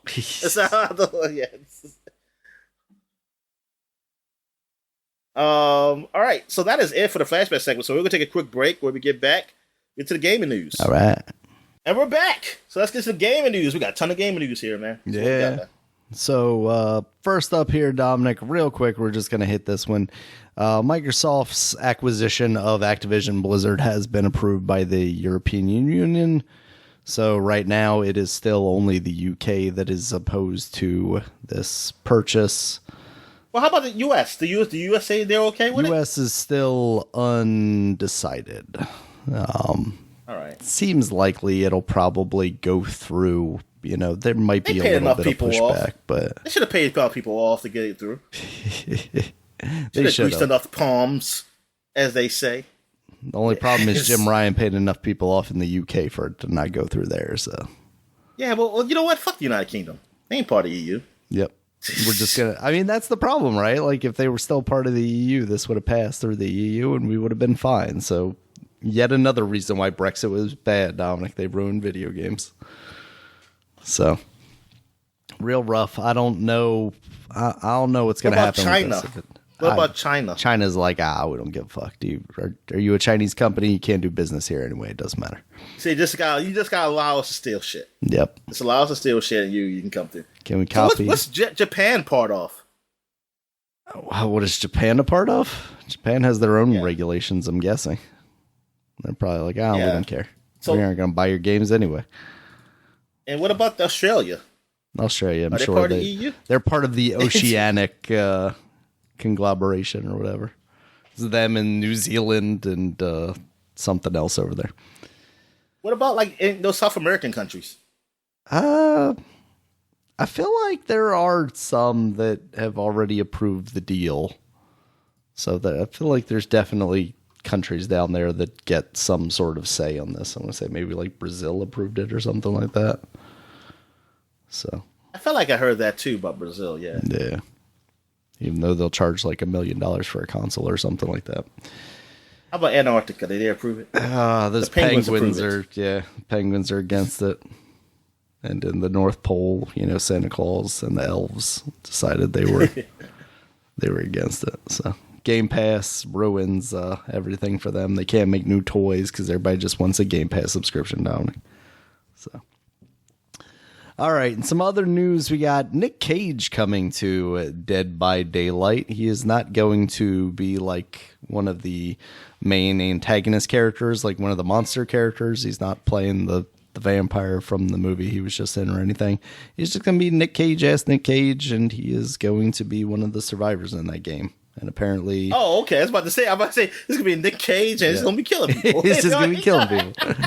Now, apparently, this isn't like he still owes money on his taxes, so he's doing anything. Apparently, his son likes this game a lot, so it sounds like this offer came up, and he was like, yeah, let's do it. So, I'll just get Nick Cage from the face-off one. He was... Yes, just put John Travolta in the game and say it's Nick Cage, please. Yep, they say it's the bad guy. That's the bad guy.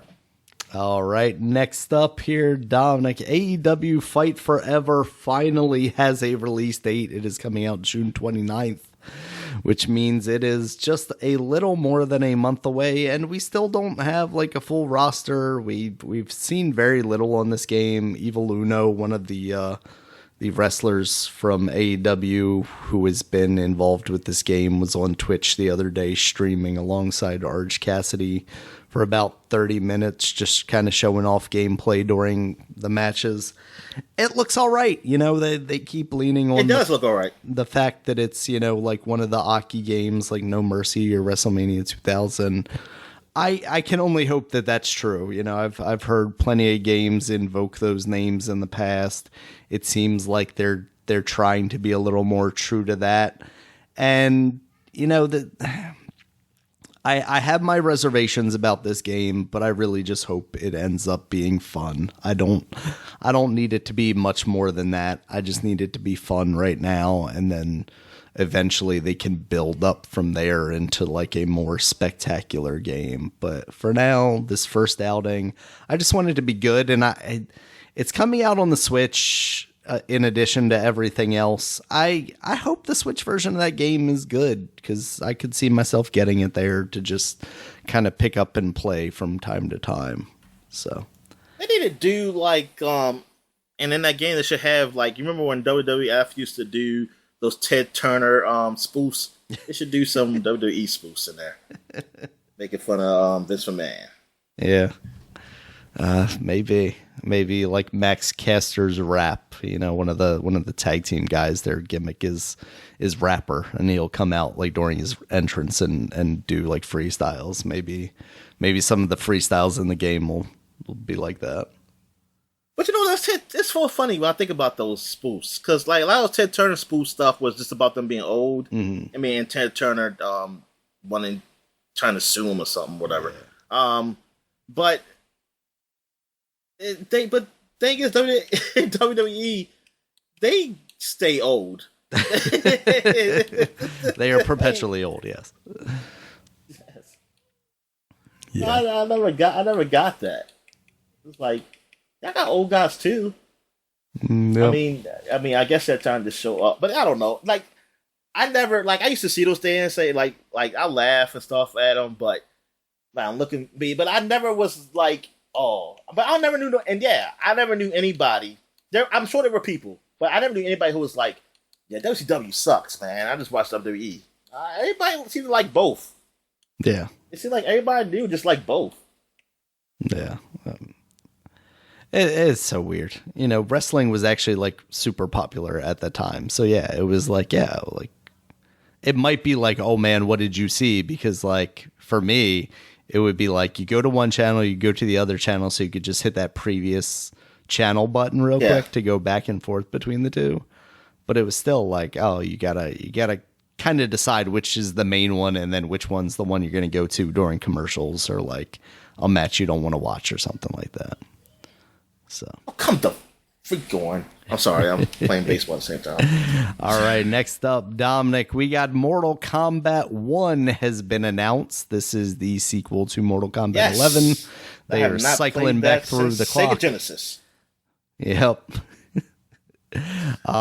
So they put out a trailer for this, basically not really gameplay stuff, just kind of telling you what the story is. Liu Kang's a god now. He's going back in time. You're seeing a lot of the characters that you know and love. You know, what did you think of this, Dominic? Was this getting you excited? Somewhat, yeah. I mean, I do. Yes, I do want to play this game. I just hope they do something better with the whole unlocking system of unlocking things. And I know they don't, but you know what? I just want. I don't like concept art. I don't like. I don't know. It's something else. Some other stuff. Anything that's not like unlocking characters or costumes. Yeah. Well, basically costumes, because characters should just already be there. And I don't like the unlocking of like individual costumes. Like, oh, you have his glove. You have her pinky ring, or something like that. You have the headpiece. Now you gotta get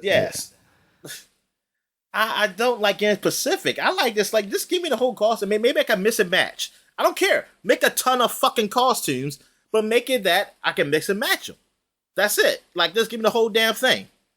Don't give me like, oh, you unlock this part of the costume, and then like, oh man, but this ain't the whole set. I gotta unlock the whole set though. But you can mix and match. But it's like, yo, fuck you, man. God damn. Yeah, there's got to be like a happy medium between like, oh yeah, I want to have unlocks in this game, so it motivates me to spend a little more time that I maybe wouldn't. And okay, I feel satisfied by getting these things, and I'm not, having to spend 20,000 hours to unlock every costume that I want to play as eventually, Yeah. So. Yeah, the game is announced to be coming out September 19th.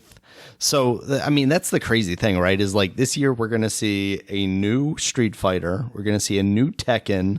We're going to see a new Mortal Kombat. Isn't there another fighting game that's coming out that I'm forgetting? Wait, but Tekken, did it get a release date? I don't know that it's gotten a release date, but like there's no way that game doesn't come. I mean, I can't say no way, but with the way that they're showing off that game, like they're putting out character trailers constantly for that game. It feels like that's got to come out this year. I'm trying to think. There is another fighting game coming out. Is there a Virtual Fighter coming out? No, not Virtual Fighter. Darn. What is it? Maybe there is. I mean, I feel like there was. Maybe it's not something huge. But I felt like there was something else coming out. Is there 7 more Guilty Gear games coming out? I got a question though. You remember you were talking about some years ago, you said that, they're doing a game almost like Dragon Ball Z Fighters, but it's going to be with My Heroes Academia. What's going on with that? Because I've seen a My Heroes Academia game. I think I've seen a couple, but they haven't really been like fighting games like that. Like there is a game coming out, I think this year, like My Heroes Academia. Or it already came out. That's a fighting game, but it's more like it's not 2D-ish fighting. It's the 3D-ish kind of fighting. Yeah. I don't know. I'd have to look that up. My Hero Academia. But I'm saying you do remember making that announcement because I remember. Yeah, I definitely remember talking yeah. about it, but I don't remember even what that one was called necessarily. Who are the people that make those games? The Guilty Gear and the Dragon Ball games. Arc Systems? Yeah, Arc Systems. That's New Boku no Hero Academia by... Maybe this is the one I'm thinking of. You're taking my grain of salt. Maybe that's... I don't know. Oh, here we go. 2 announce. See, everything that I'm seeing now is like 2 announce. It's not... Maybe did we talk at the time that it was like a rumor? Oh, maybe it was a rumor. Because now everything I'm seeing is saying, it's not. God, that's from 2021, though. You would think if that rumor was true, that it would have been confirmed by now. Yeah, so maybe it was a rumor. Because I'd that game should, it's been games. Yeah. Came and gone. Especially since Arc Systems puts out like 20 games a year or something like that.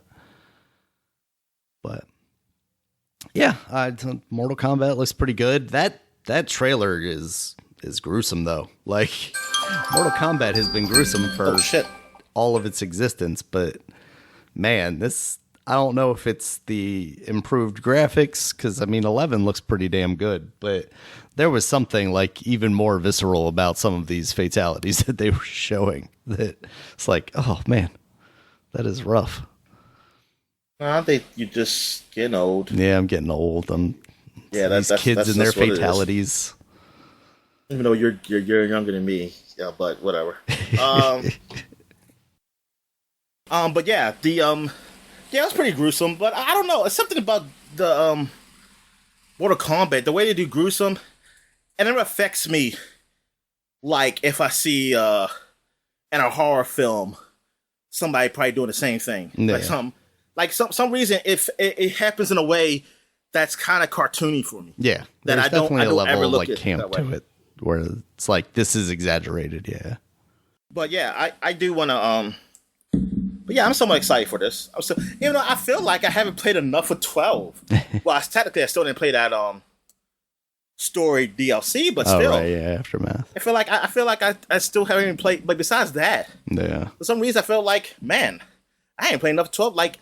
I'm not at the point where I like, for me personally, I need this. Mm-hmm. I know people, like, yeah, if you got the game when it came out, you just been playing, like, that's your go-to game you played. Yes, I can see that. But for me personally, it's not like I'm not in that space, like, man, I want this. Like, I can wait until, the next year when at least a season pass. Game of the Year edition or whatever that gathers all that stuff together, yeah. Yeah, exactly. Because it's going to be like $100+ something for everything at launch for this, and that's only the first season pass, and then it's going to be another $20 to $30 for the second season pass. I don't know how they're going to do it. They're going to add it. Maybe they do add a story just like the day before did Aftermath. Maybe I don't know what they'll call it, but yeah, it's going to be something. Probably along those lines. Yeah. I'm curious what they do with the whole the whole costume unlocking bits with that. It's Warner Brothers. Keep fucking it up. I'm sort of, and the reason, and that's the reason why I'm looking more for Street Fighter for me. Yeah. Because I haven't really played Street Fighter 5, so Street Fighter 6 is like, yeah, if I was going to buy one, I really would buy that one. Because I could still play Mortal Kombat 12. 11. And technically, I can still play Mortal Kombat 10 because I ain't played that in so long. Yeah. And I ain't really play a lot of those DLC characters enough. Mm-hmm. I honestly can play that. Yeah. It's also weird because we got so used to the cadence of there being a Mortal Kombat game and then there being an Injustice game. It feels a little closer to that last game too, right? Because you're jumping right into that next one. Yeah. Yeah, that's another thing. Exactly. Like, I could go for another Injustice game. Yeah. Like, I can go for one. All right, Dominic. Next up, I didn't write this one on here, but I keep seeing it this morning, and it is that Nintendo has basically sent a cease and desist to Valve about Dolphin, the emulator for the GameCube and Wii, coming to Steam. They had announced that like last month that they were going to be coming to Steam. Now that's of course just the emulator, doesn't have anything to do with the ROM, so technically that would be legal. But apparently Nintendo has intervened to contact Valve and tell them, hey, this needs to not happen. Obviously, you can still get Dolphin through the means that you always have on their website and whatnot, GitHub. But, it's kind of crazy. I just sent you a tweet, but it's like they're constantly trying to stop stuff like this and stop piracy and whatnot. They actually just had an update for the 3DS recently, which we all know that the eShop is no longer online. But it sounds like basically to break the piracy, and it's fine because people have re-broken or re-hacked it, I guess, already, basically.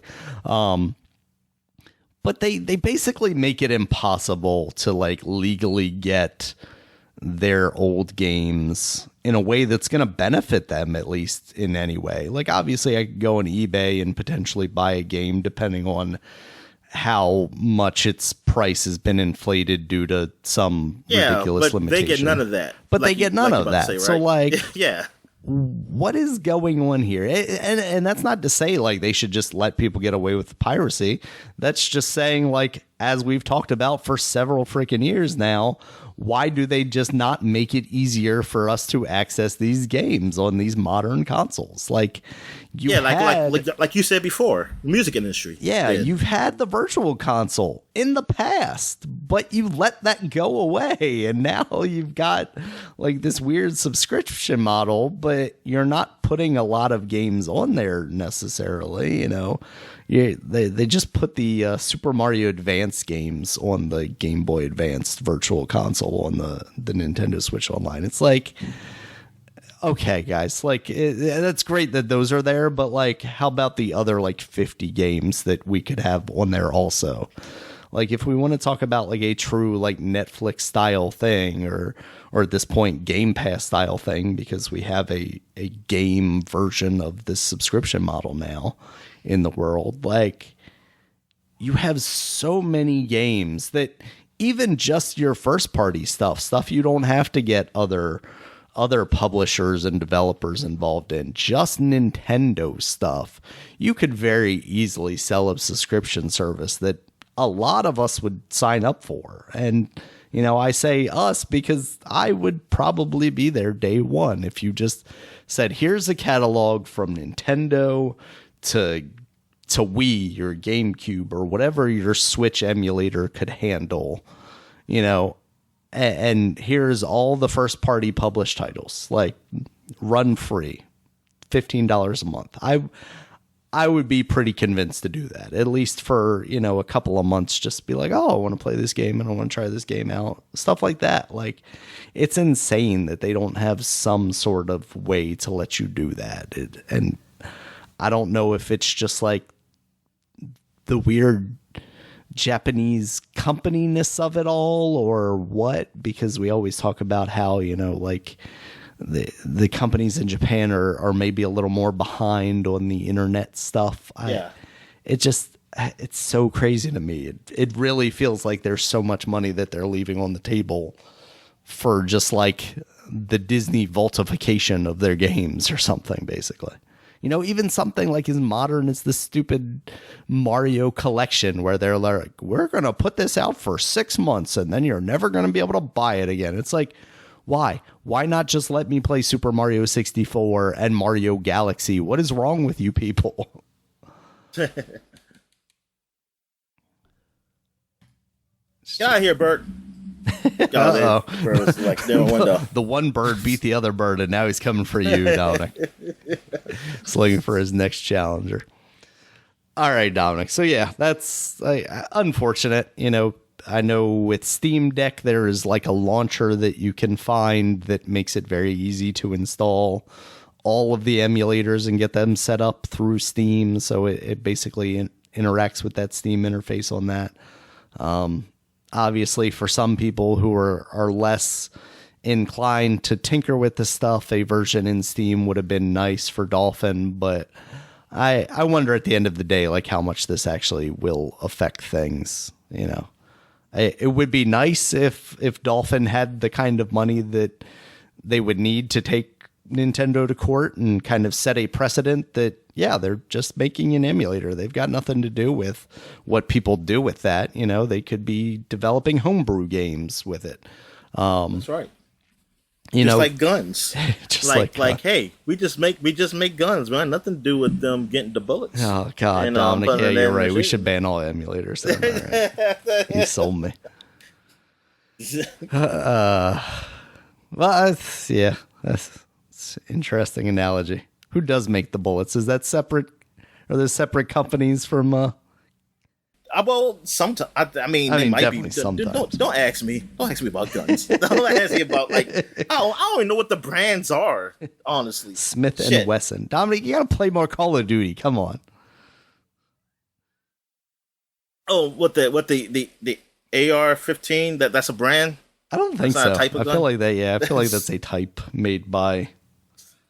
I think the one that we think of as like the AR-15, I think is made by a specific company. But yeah, I think overall it's basically we boiled it down to basically action reload. Yes, action replay. Actually, they pivoted. That was a hard pivot from cheating in games to just cheating in real life because you know. Yeah. Guns are the real life cheat code. Yeah. All right. Last story, Dominic, before we get into this PlayStation showcase here. Blizzard has announced that they are no longer going to be doing the Overwatch 2 PvE, the player versus enemy mode. I'm sorry. I'm going to go back to the Dolphin thing. Okay. Like, Steam, as a Steam, I say, they can put a cease and desist. I'll say no. Sure, but like it's not. It feels like it's not Valve's. It's not Valve's fight to fight. You know what I mean? And like, they probably just don't want to get involved. I understand, but yeah, I get it. I mean, if anybody was going to be able to help Dolphin in this pursuit, it would definitely be Valve. But I just don't think they're looking to wade into that war. I put it on table and said, stop bringing your games to Steam and we'll talk. Negotiating tactic, yeah. I'm just saying, like, we don't have nothing of yours on Steam. Right. We don't sell your fucking games. Like, put some games on Steam and we'll talk. Until then, they will be on there and people will be stealing your shit. Just love the idea of this conversation happening with Gabe with like his knife collection behind him. Just like vaguely threatening. So. Yeah. One of these days, maybe somebody will have the power and influence to be able to fight Nintendo on this. But for now, it just seems like they are going to basically control the industry in that way. You know, it kind of sucks. All right. So this last story, Dominic, Blizzard has basically announced that they are no longer going to be doing the player versus enemy PvE single player-esque mode in Overwatch 2. Basically the only reason Overwatch 2 exists. And it's really messed up. They don't really have a reason outside of like it's going to take too many resources for that to actually happen. It sounds like they got maybe a little overly ambitious. And now the work that they have done is just going to get rolled into like those seasonal kind of timed events that they do. Like what? Yeah. Like they made so much money. So what the fuck? That's what happens, Dominic. This is what happens when you don't let Microsoft buy Activision Blizzard, Dominic. This is what happens. Phil Spencer needs to get in there with his paycheck, with his pocketbook, and just be like, boom, here you go. Get all the money. Just make this game happen. It's just weird. Like, because they don't have the resource. It's like you got... It's like what happened, man? Like you have so much, you make so much money from all the games you have. Yeah. Like, what the hell? You cannot put. Stop making fucking CGs, like CG fucking short movies. God damn! Stop posting those hentais on the Reddits. We know it's you. They're too good at quality, Dominic. You said they are too good. They're official. They are. We know it. They're taking in-game models. But yeah, I don't get how they they can't do it. Like, oh man. Like, oh well, I guess my interest of Overwatch is just gone now. It's just crazy. Like, the scope of it should have been planned out from the beginning, right? So, like, if you didn't think you were going to be able to do it, like, focus on one character or two characters and make it about their story or whatnot. I understand, like, taking every single character that you have in Overwatch and, like, trying to make some sort of, like, story mode based around each of them is probably time consuming, but that's why you just don't. It doesn't make any sense as to why you would even begin to think that would be a good idea. It would obviously have to be a more generalized, I can play as these characters and this is how it would affect the in-game world kind of thing. Like even in just a horde mode basically would kind of fulfill some of what they were promising. You know what I mean? And that doesn't seem like that would be particularly hard to make for seasoned developers. Yeah, I don't get it. It's like, whatever. Oh, I mean, for me personally, my interest is waning. Yeah. Because that's what I wanted. I mean, now I don't. Yeah, I have no. I think the problem is a lot of people's interests have waned in Overwatch overall. Seemingly they came out with this announcement for Overwatch 2 because Overwatch 1's players were kind of waning a bit. And then, then they tried to make it like, oh, there's going to be more to it than just us giving you a couple new characters or whatever. So that's why this is Overwatch 2 and not just in addition to Overwatch 1, even though the Overwatch 2 gameplay was going to become, the only gameplay. And it's such a weird transition. And then basically for them to announce that all the stuff that they were calling Overwatch 2, basically, the only reason Overwatch 2 was going to exist because you had this new mode is just no longer going to be a thing. It's so crazy.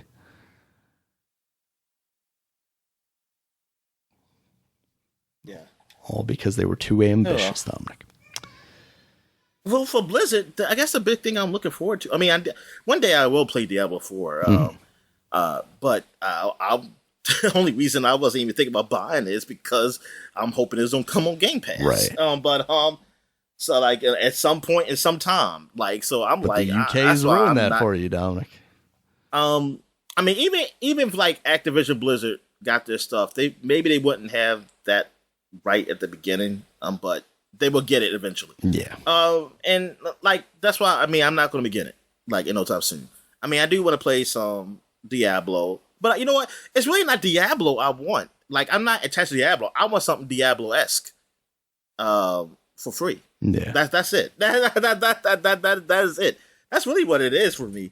Is that I don't really care if it's Diablo, but if I get something similar, like they did have, because I kind of had that itch though, like for a looter, a looting, what's it called? Killing loot. I don't forget what looter shooter. Because you're not. That's not a looter shooter. No. Damn, I forgot. Well, whatever. I kind of looking for a kind of loot RPG. I kind of got that itch for one, but Chaos Bane is gone from Game Pass. Well, you just got that Ghost Lord, which that's why I've been playing a bit. There might be another one up there. I just gotta look because there's a lot of games on Game Pass. I gotta find another one, but.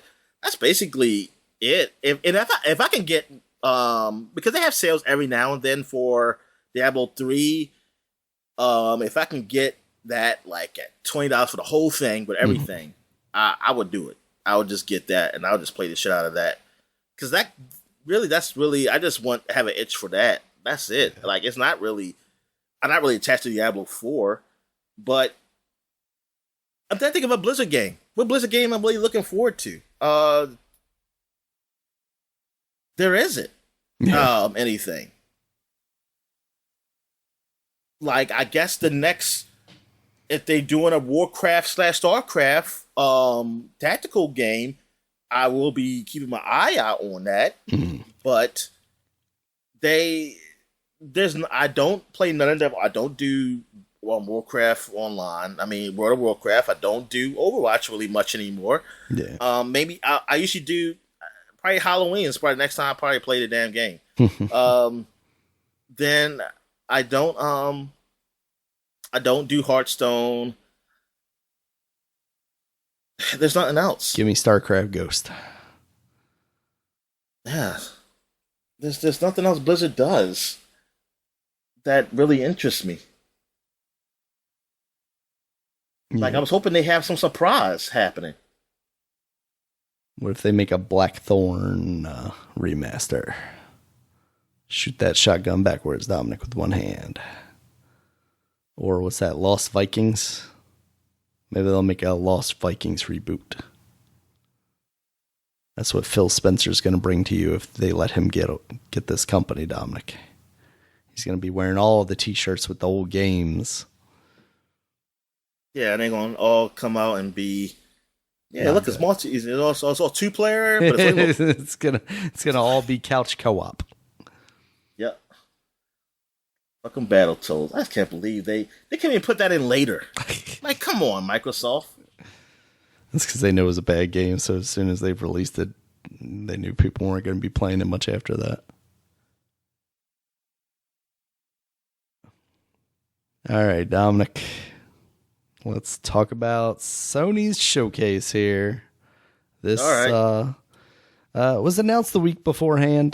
Basically, people have been speculating that this was going to occur and kind of bigging it up as the E3 or Summer Games Fest equivalent of Sony Showcase. You know, they're calling it a Sony Showcase, which has not happened apparently since Sony's the PS5 launch. You know, when they announced that was called a crazy Sony Showcase. So what was those other shows called then? Directs? No, that's Nintendo. Sony's, I forget what they're called. They've all got names for their things. Because honestly, I thought they were. That's what this is. I think it's like the. Remember when it was like the Nintendo Direct was a thing, and it was like, oh, Nintendo Direct hasn't happened for 365 days, but meanwhile we had like indie directs and indie worlds and stuff like that in between. Yeah. So it's like they had stuff, they showed stuff, but it wasn't there. Yeah, because they showed off VR stuff. Yeah, so that wasn't a showcase. That was just whatever they called it. Is. Yeah. So I guess it wasn't. Yeah, I guess it wasn't like big. Like I guess the showcase is meant to be huge. Like okay, yeah. They're E3, and it was a long show. It was. It was long. Yeah, longer than what the other shows were. Yeah, it was like an hour and 20 minutes or something like that. It's quite a bit. Well, the time was. Yeah, I think they had a lot of extra shit within that. That's probably like how long was that beginning screen when they said like, oh, we're starting blah blah blah minutes. Oh yeah. The one I did I think started pretty immediately, and there wasn't too much to it. They had like little screens in between, but they were only like a couple of seconds. They had Jim Ryan on there a couple of times just to like announce the handheld stuff and whatnot. But all right, so let's get into this, Dominic. We'll talk about our feelings on it after we get through all of these games. First up, they showed off Haven's new game. This is Jade Raymond's studio. This was a CGI trailer for Fair Games. It looks like a Payday style heist game. So what'd you think, Dominic? Any interest there? Not really. Yeah.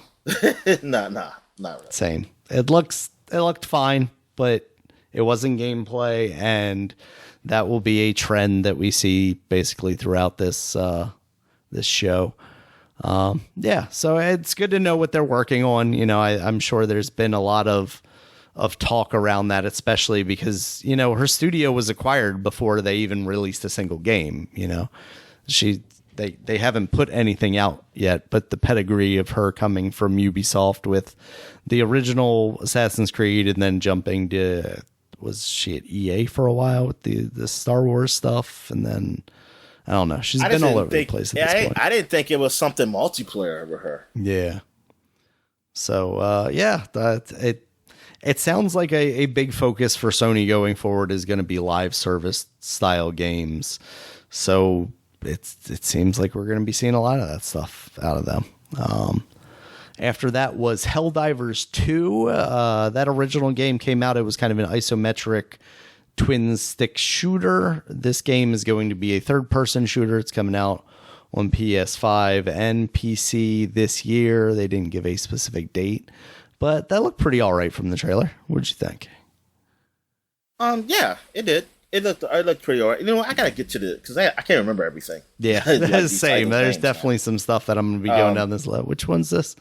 Good, but yeah, Helldivers did look good. I mean, it looked interesting. So I'll and you mentioned it, but it gives kind of a Starship Troopers kind of vibe to it. Yeah, like there's some level of absurdity to it. After that was Immortals of Avium. We had seen this previously a couple of times, I think, at like Keeley's stuff. This is being published by EA under their EA Originals banner. This is basically like a first-person shooter, but instead of guns, you're going to have magic. And you got this like gauntlet thing that you're just shooting off spells with. It kind of reminds me of like a Ghostwire Tokyo, you know, with your hands being a gun replacement. This is coming out July 20th, 2023. It looks all right. I think it could. It does could be all right. I mean, honestly, I wonder like the CG stuff is done by the guys who did the freaking Star Wars game. Honestly, because it looks like it when the cutscene stuff. Yeah, looks just like Star Wars, Jedi. And similarly, they're doing the same thing where they're taking the real actors who are doing this stuff and putting their faces in the game. Yeah. I wonder if that's just like what EA is doing. I mean, other studios have done it too, but yeah. Because but I like that and see Sony games. Well, at least on the Naughty Dog one, see, they didn't do that, and which yeah, I mean, I'm glad. Like that's what I'm saying. I don't understand. I don't really like that, honestly. I don't feel like it's like, oh yeah, is this like a movie? You know, that's the actor playing. No, it's a voice acting. It's voice acting. You be creative and create somebody new. like create a character, and they're speaking for them.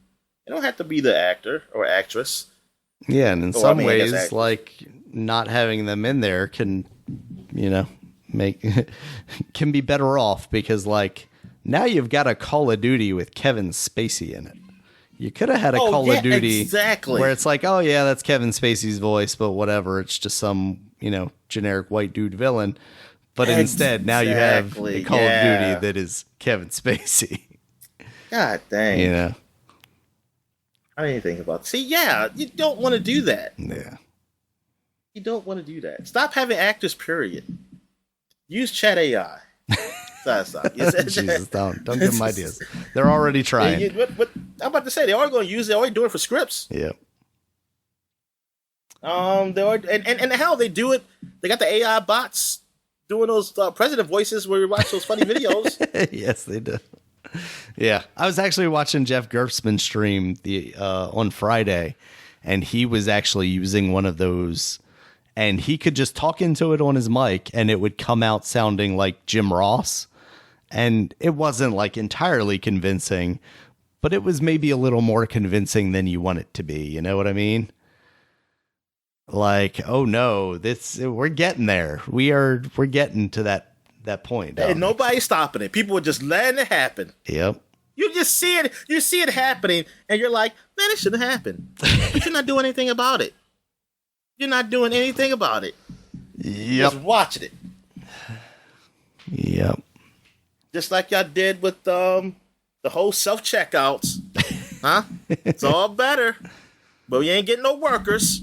People ain't got the jobs. Yeah, but you know what? I don't have to interact with people, Dominic, so it's pretty good. Now, if we could just move past that and just have the robot bring the groceries to my house, then we're talking.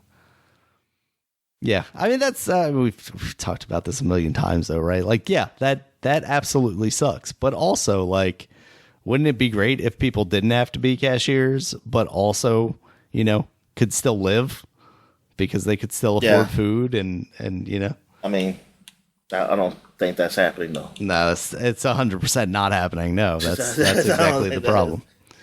So, anyway, next up, Dominic, there's a short trailer for Ghost Runner 2, now with motorcycles. So this is the game where basically you're like a ninja, you got a sword, and you're kind of speed running things. It's like Neon White almost, where like the objective is less so about the combat and more so about getting from point A to point B in a very slick and timely fashion. So that's going to be coming out this year. After you never played Ghost Runner. Yeah, it looked cool, but just like Neon White, I just hadn't gotten around to trying it out, even though I had some interest in it. All right, next up, Dominic, Phantom Blade Zero. This game looked really cool. I think out of all the stuff that they showed, this one had one of the better showings. This gave me very much like Neo or Sekiro feelings, like not quite a straight up Dark Souls or Souls-esque game. It looked a little, like you said, flashier, a little more action-y, a little more combat focused, but definitely has those like aesthetics, you know, it's got the kind of back in the day samurai, you know, era kind of setting. What'd you think? I'm interested in it, and I want, I want it to not be so Dark Souls, but you know what? It's one thing to say like, okay, it's Dark Souls as in the difficulty, but like I said, as long as it's fun. See, that's the thing with Dark Souls. It's not just about it being, oh, this game is hard. It wasn't fun. Yeah. To me, that I mean, like for me personally, that's not it. The gameplay wasn't fun and it looked boring.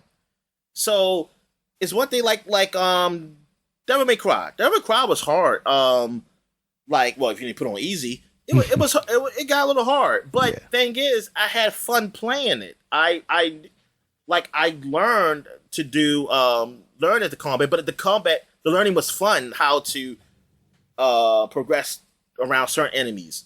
While see, Dark Souls that's never fun for me. It's never fun for me to try to progress around those enemies to figure out how to beat them. So that's really the reason why I don't like Dark Souls. Like it's not just that it's hard. Like it could be easier. It can have technically Dark Souls can have an easy difficulty where I won't die as fast. Honestly, I don't think it'll still be that good a game to me. Yeah, the pace of that gameplay for me is as well is just like. Yeah, it's not just that I take a hit and I die instantly, but like the methodicism to it just doesn't. That's why like Elden Ring seemed like there was a little bit more to it than that, and that's why it interested me a little bit more.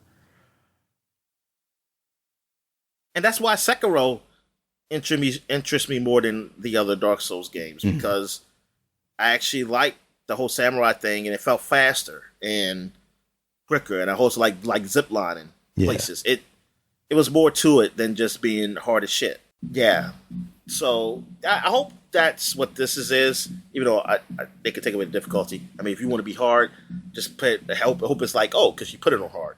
That's why. Yeah. Or it's not. I hope it's a good game. I just hope it's a good game now. That I can enjoy. But if it turns to be a Dark Souls game, then I hope it's good that those people like it. So, all right. Next up, was Sword of the Sand. This is from the Journey creators. It's made by Giant Squid Games. It was just kind of a trailer of very scenic kind of places, and you're kind of snowboarding on sand, basically. It's very much like the Journey bit where you're sliding down the thing. It was very much like that. There wasn't much to this trailer. I don't think I saw a date related to it. It looks all right, but it definitely feels like there's got to be a little more to it before we actually get this game. After that was the Talos Principle. They just had a CG trailer for this one. It's coming out sometime this year. It looked like Talos Principle. Like, you know, it's that puzzle game where you're kind of solving environmental puzzles as this robot and trying to figure stuff out. First game seemed all right. So, cool. But like, again, CG trailer. After that was Neva. This is from the Grease developers. It's coming out next Grease? year. The musical? No, not Grease. Grease. Grease. Whatever the gray in Spanish is. Which was a game that I thought would be really cool and then just didn't feel like much of a game from the bit of time that I put into it. So from this trailer, they didn't really give me a lot of hope. This is the one with the wolf that's like got deer antlers, right? And then one of them dies, and then you got the little kid deer with you. You're like, yeah, it was emotional, but like it didn't really give me anything gameplay wise. So yeah, I want to know where we get it. We're getting like some Metroidvania-ish type of game here, side-scrolling game, or is it just like Inside? Yeah. Or what? Yeah. Yeah, I need to like look up what Grease is supposed to be. Like, is it an environmental puzzle thing? Is it just an exploration thing, or is it just a thing to experience? I'll probably know when I see it, but I just don't know what. Yeah, because I don't know what Grease is right now. Like, I heard it. I know we talked about it. This game came out years ago, but I just can't. I don't know what it is. Yeah, and like I don't know what it looks like. It looks very reminiscent to this. Next up after that was Cat Quest, Pirates of the Caribbean. That's coming out next year. Oh my God, I didn't even notice it said that. Well, I hope that game fails. That series has been successful enough that they are on their like fourth game or something like that. So I have never heard of this. You never heard of Cat's Quest? Oh man, it basically looks like a Zelda-esque game, but you play as a cat with a sword instead of a Zelda with a sword. Well, first of all, it's cats, so I don't like it. Yeah, it should have been Dog Quest. Well, I swear, here's your chance. These people and their cats. I tell you, you're the lazy pet owner. Y'all want to act like I'm a pet? Oh no, you're not. Or you just got a cat, and you just got a it's one step up from Goldfish. Yeah, exactly. It really is. It really is. All right, Dominic. Lazy ass pet owners. Was Foam Stars. This is coming from Square Enix, and guess what, Dominic? Square Enix made Splatoon. That's what this game is. It's Splatoon. I don't know what more to say other than that. It's anime Splatoon. That's good. We need more. I mean, hey, there's only one Splatoon, so that's good to have another. There is only one Splatoon, and this does give people the opportunity to play something. I do appreciate a like non-violent competitive multiplayer game, although we've seen in the past how well that has worked out for like Knockout City. Non-violent. Yeah, just spraying each other with foam. It's a sexy good time, Dominic. Oh, well, I'm about to say it looked like I die when I in Splatoon though when they shoot me with those inks. Oh no, you just like pop into like ink my ghost. bubbles. My ghost. It shows a ghost freaking squid go up in the sky. Oh yeah, but they go to heaven, Dominic. It's fine. Yeah, but that's still all violent. Squids go to heaven. No, they're just allergic to ink. They passively perish. I didn't realize there was so much depth to it, Dominic. Jeez, man, what is Nintendo doing over there? I thought this game was for kids. It is for kids. Squid's I mean, dying. you still gotta shoot the other team. Squid's You just also paint the floor, and then paint with their blood. Exactly. Refilling from their blood. That's disgusting. All right. After that was Plucky Squire. This game, I meant to look it up, but it looks a lot like Chicory when you're in the storybook portion of it, and then you can pop out of that world into like the real world. And then it kind of... Chicory come to Game Pass? I don't know if it ended up How did you on Game play Pass. it? Did you I try had it? Was a demo? Epic Store. Oh, that's what you said. Okay. Yeah, I had it on Epic Store. But I can't remember if it ended up coming to Game Pass eventually or not. I don't think it did anymore. Then I don't think it did then. Okay. Yeah, so that game looks cute.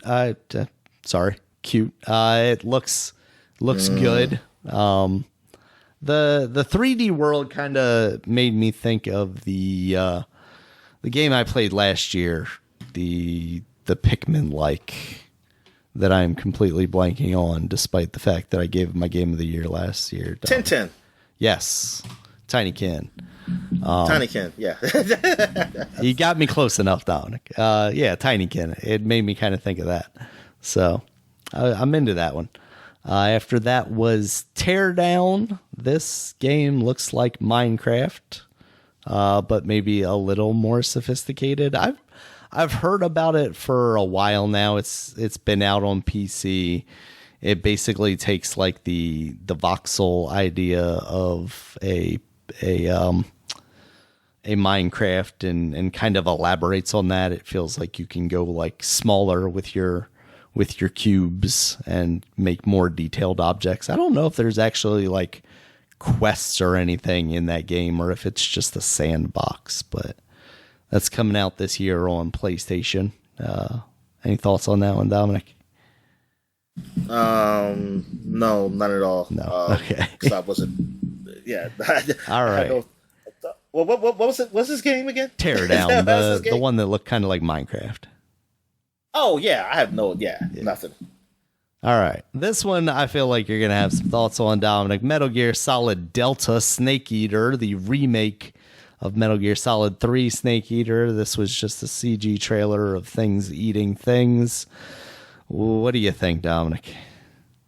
I mean, that's cool to do a remake. I wouldn't mind trying that again. Like, it's a remake, so it's totally different. I mean, like I said, I'm not a big Metal Gear Solid fan like I used to be. I was a huge Metal Gear Solid fan. Yeah. When I was a kid, when Metal Gear Solid 1 came out, Metal Gear Solid 2. I think between Metal Gear Solid 2 and 3, I was a little off, but I was still a fan, but I think, I forget what game, it was Grand Theft Auto, it's either the Grand Theft Autos, or it had to be Grand Theft Autos, that was keeping me like, I wasn't like, I didn't dislike Metal Gear, just that I knew Metal Gear Solid 3 was coming, but it wasn't like, oh man, I can't wait. Like, I think Grand Theft Auto San Andreas or whatever that came out, I think it came out before Metal Gear Solid 3, San Andreas. I think that kept me from really getting hyped for that game, because I was like, hey, I'm still playing this shit. Yeah. So by the time I get to Metal Gear Solid 3, I finally got my hands on it. I mean, it was okay, but I wasn't excited like 2 was, like I was with 2. Excuse me, but I did like it. I did have fun with it. But that was really the last one. Like, and how some people really talk really big about 3, even though I think 2 sold the most, because I think that was one of the most anticipated games on PlayStation 2. But like, I always looked at 2 as the best one for me personally. Like, not story wise. 1 is the best to me. Gameplay wise, I always like 2 more, even though 3 technically is probably better gameplay. With the whole, like, they got the jungle and everything, but it's not but I don't know. I just didn't have that connection like I did with 2. Like it just wasn't there because first of all, it was Big Boss, and I didn't care. Honestly, I just cared about the latest Snake. That's what I cared about. And like playing as Big Boss, I mean, I was like, oh, I mean, it's still Snake. That's the thing. It's still the same guy. It's just older him, but it was just like I don't really care. And I didn't care about playing as Rotten. I mean, like I didn't mind it. Like some people hated it, so it was like, yes, we're going back to playing as Snake. You know, it's like Rotten did the same shit. What the fuck are you talking about? He just got blonde hair. Yeah. And he didn't have a mullet. So I was like, well, so what the hell? I mean, this game it was cool and fun. So like, I don't mind going back to playing this, like trying this game out again, and seeing what they do with it. I'm not like head over tails for it though, because I'm not a big Mario guy anymore. Like I'm not really interested in the series like I used to be. Yeah. I think after playing through 4, like how crazy it was and how I wasn't playing much of the game, I was really just watching it. I was like, yeah, this series is not for me anymore. Like it was something I liked back in the day, but I'm good without liking it. But I mean, it's cool. It's cool that they're doing this again. Yeah, I wonder if the reason they went for 3 instead of 2, because like we have a remake of 1 already, even though it exists on the GameCube exclusively, and we already talked about Nintendo's penchant for not releasing things elsewhere. But I wonder if they went to 3 because they're like trying to follow the timeline. So like that's the oldest game, so they'll start there, and then maybe they'll do a. I mean, that's what I heard. Yeah, or something. I mean, like that. I don't care what they do first, honestly. Yeah, like it's not like they say do a remake of 2. I was going to get more excited or anything. Yeah, like nothing was going to get me excited about this. Really, like I said, I'm not really. What if big fan of Kojima came back and announced that he was working with them to make this happen? Oh, I don't care. Like I said, my days of Metal Gear are in high school, or high school and early college, like that. That's it. Like I'm done. Like Kojima does nothing for me because I didn't like the last game I played of his. Yeah. I mean, Metal Gear Solid 5. I mean, gameplay wise, that was all right. It was okay. But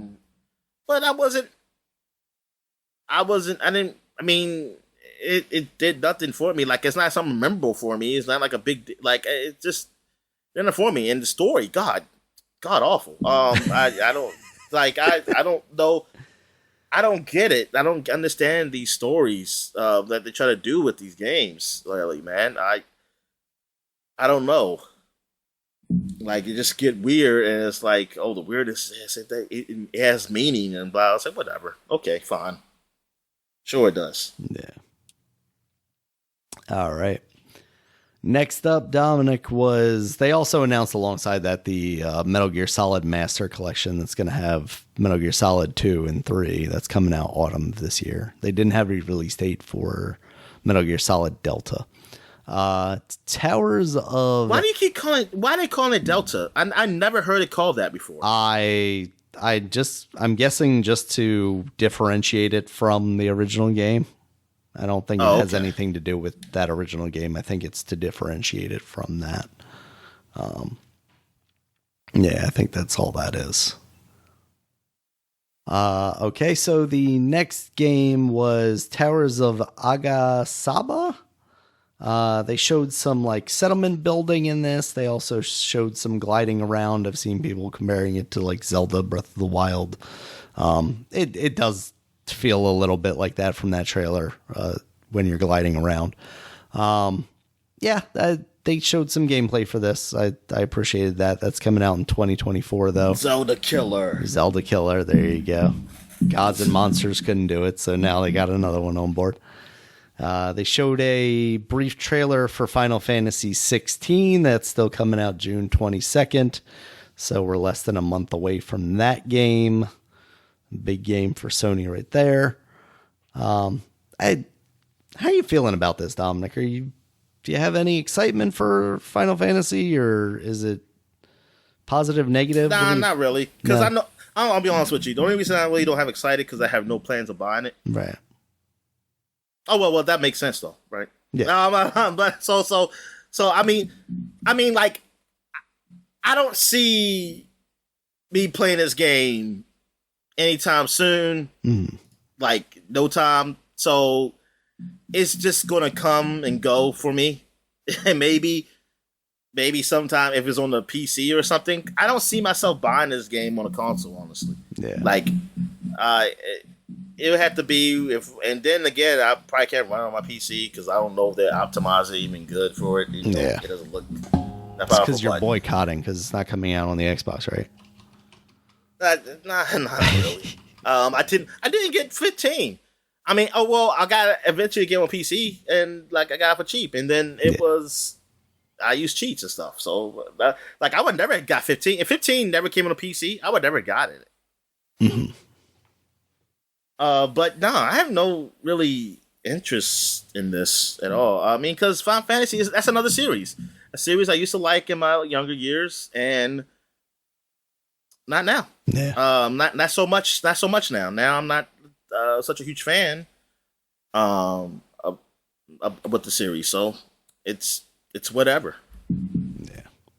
All right. Next up, Dominic. Alan Wake 2 has an official date now, October 17th, 2023.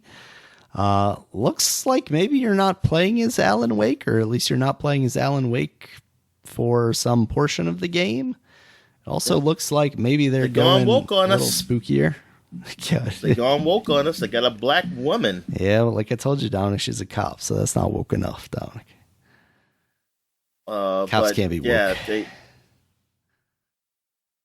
But no, I liked Alan Wake. I didn't like it as much as you did. Because I mean, but I did enjoy it. I'm not really excited about Alan Wake, honestly. Alan Wake 2, but I mean, I'm curious. I'm curious about it, but I don't know. It's just something I'm not really big on. I think that's a good way to describe it. I'm curious too. I'm definitely not like, oh my god, I need to have this right now. I like that original game. I don't know. There was definitely a lot of room for improvement. So hopefully they have taken that and improved on it. I hope they got the Energizer battery brand. I hope they went with Rayovac this time. Let everybody know that they can have batteries. All right. After that was a trailer for Assassin's Creed Mirage. This is the one that's coming out this year, October 12th. And it is the one that's supposed to be returning to a more like old school Assassin's Creed where you're sneaking around and having different options to stealthily take out your target instead of just running in there and combat fighting people. Open world action style game that it has become. It looks pretty good. I'm cautiously excited about it, I guess. But well, for me, it's just like it's another series that. Well, this one is different. Is that since they've gone so far away from like having like a coherent like story? I'm at the point where I don't know what more I want from Assassin's Creed. Like I played them already. Yeah. So what can you do in this game to make it me want to play this? Right. Like for me personally, like I played it when it was dealing with the Creed and everything versus the Templars. I even played a couple of them when y'all just went away from that and really just dealt with like Norse mythology and done with Greek mythology. I didn't play the Egyptian stuff yet, yeah. But and when like the story outside the whole anime stuff is really non-existent or it's very little, it's like I don't know what more I want from this game really, because really I want a story where it connects with the animus and the real world. I wanted something because it felt like there was a build up to like Desmond is training while he's looking at the stuff from the past. He's learning, but he's training. But that's what it felt like. It was building up to something more. And you kind of just cut the legs right under that with the whole Desmond series. Yeah. And I don't know. It's really nothing like I don't really care about going back. I mean, it's nice that it's going back for other people who wants to do that. And it's probably quite a few people who didn't even go back to play the original one, so now they can play something like this where that goes there. Because I mean, this series has been going on for a while now. But for me, it's like I don't know. It's not from the series. It's really nothing I'm looking forward to.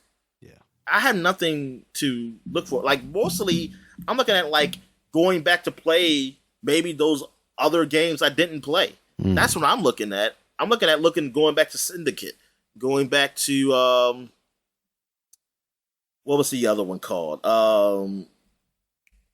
The Unity, or I wouldn't mind trying those games out because I never did play them really. So yeah, this Assassin's Creed is just it's one of those series that it can come and go. Like it's just I see it and there it is.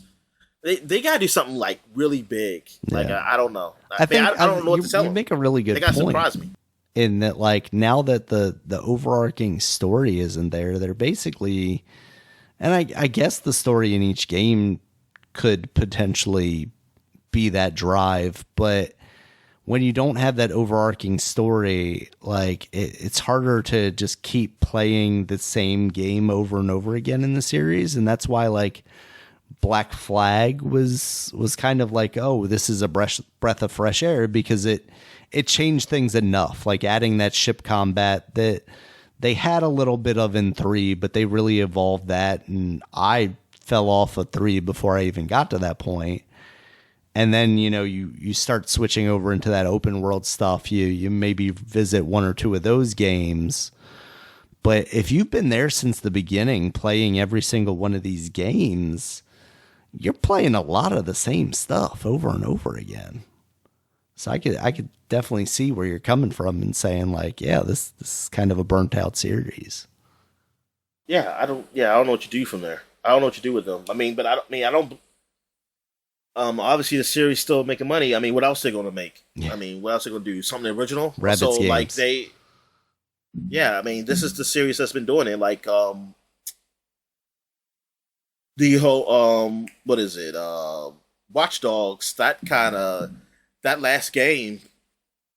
I don't know. Are they going to even do another Watch Dogs? I wonder. Yeah. Like they just said like, oh, we have no main character. And that's like that's really what they said. Like the first game was a disappointment. The second game was great. Then the third one, they just said, you know what, no main character, and you know you're just fighting. I don't know, big tech or something. I don't know. Like yeah. I don't like. I don't know. They need something. I mean, for me, Ubisoft needs something original, another original series, to really get me to get interested in any of the games they do. Yeah. Like, because I can't think of nothing right now. Like, I don't care about another Far Cry. Like, I don't mind playing. Like, if it's there for me to play, like on Game Pass, like Far Cry 5 was. If it's there for me to play, I will play it. But I will not go on my way to buy that game or find a way to play it. Like I won't do that. Like I don't like it's not a series I'm looking forward to. Like I don't know anything from Ubisoft right now. Like for their franchises, like I want something original right now. Like I want something original from them. Yeah. All right. Next up, Dominic, Revenant Hill. So instantly from the art style of this, you will definitely be reminded of a little game called A Night in the Woods. This comes from I was going to say Silent Hill. From what? I was say Silent Hill. I honestly don't remember this game. I don't remember this game. There's not much to the trailer, unfortunately. It's just like a cat running through different like areas. It starts out in like the woods and then it's running through like a graveyard and stuff. It's very much like, oh, here's a cat that looks kind of like May from A Night in the Woods, but it's an actual cat instead of like an anthropomorphized cat, or at least seemingly Where is it? like a real. Like, where did it come out? Was this before the VR stuff? Yeah, it was before the VR stuff. Okay. Go ahead. I'll find. Yeah, but there's really not much to it. You don't find out anything from this trailer, really. It's just kind of I wouldn't even say a mood setting piece, because it really doesn't give you anything. It's really just like hey, this is a game from some of those people, and that's kind of it. Like there's something to be excited about there, because we like those people. We thought that game was good, but that's all there was to it, really. Yeah, because it looks like I see animal people too, and like anamorphic people. Yeah. So it's weird. Are the anamorphic people with the humans, or are they just another world? That's a good question. So I did look the game up to see if there was anything more to it, and it's based on what I read. It's set in 1919, which didn't seem right. Like, that seems way too early, but that's what I read, unless I just read it wrong. And basically, this cat has moved to a different area, and now, like, the person that's renting the place to her is, like, taking advantage of her or something like that. So I don't know. It sounds like it might be some sort of, like, societal commentary, which obviously Night in the Woods was, but this trailer does not give any of that, right? Like, it's nothing. So, all right, next up, Dominic. Maybe they're masked. The anamorphics, like, maybe that's a mask or something. Maybe.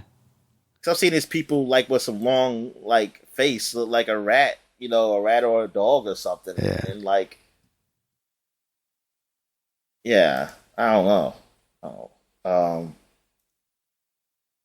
But yeah, I'm curious, because I did like Night in the Woods, so. All right, next up, Dominic, was Grand Blue Fantasy Relinked. This is coming out winter 2023. I'm guessing it's another Grand Blue Fantasy game. So, yeah. Well, the other Grand Blue Fantasy game was a fighting game. Oh, was it? I remember. Yeah, and this one looks like an RPG. Yeah, it looks like an RPG. I thought there were RPG ones too. I mean, I know, maybe they were. But that was the first time I ever heard of that series, was a fighting game. Fantasy. The last game, that's the first time I ever heard of Grand Blue. I had never heard of this series before. Gotcha. So I don't really know. Yeah, so I didn't know that was like a whole thing. I thought that was just a fighting game. Yeah, I don't think I know much about these games at all. I thought this was like a longer running series that I just hadn't really been paying attention to. But maybe not. Yeah, because Grand Blue Fantasy Versus is the fighting game you're talking about. All right. Well, next up was an actual fighting game, Street Fighter 6. That is. Well, hold up. The Grand Blue. It looked pretty cool. I mean, I hope it turns out to be okay. Yeah. I mean, the fighting game got rated pretty well. It did. That's true. Hopefully, they'll have a less anime storyline for you, so you can actually get into it a bit. All right. So, Street Fighter 6, Dominic, you mentioned it earlier. Did you have a pretty high level of interest in this? Did this trailer do anything for you? It was mostly just kind of showing you bits and bops of what is in there. Oh, well, I didn't really watch the whole trailer. I kind of fast forward because I already knew. Yeah, I mean, it didn't really show anything too new. It was really just kind of a highlight package, basically. This is a lot of showing off of the single player kind of, these are the kind of wacky things you're going to get into.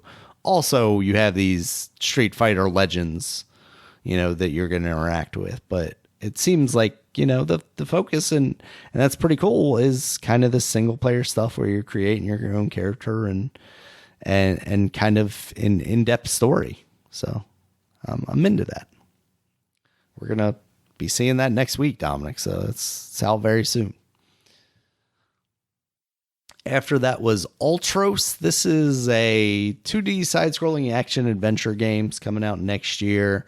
From the stuff I read about it, it's loop-based, which makes me think roguelike, even though I didn't see it explicitly called that anywhere. It's very colorful. It looks really neat. I was hoping it was more like Metroidvania than roguelite, but those games are also good. So I really dug the art style of this. What'd you think? Yeah, man. It does look pretty good. As I'm trying to. Okay, you gotta tell me what you're talking about. Ultros. I was looking up the Grand Blue Fantasy. Well, what'd you say? Ultros. Ultros. Oh, yeah, that. Yeah, I mean, I don't know what you do in it though.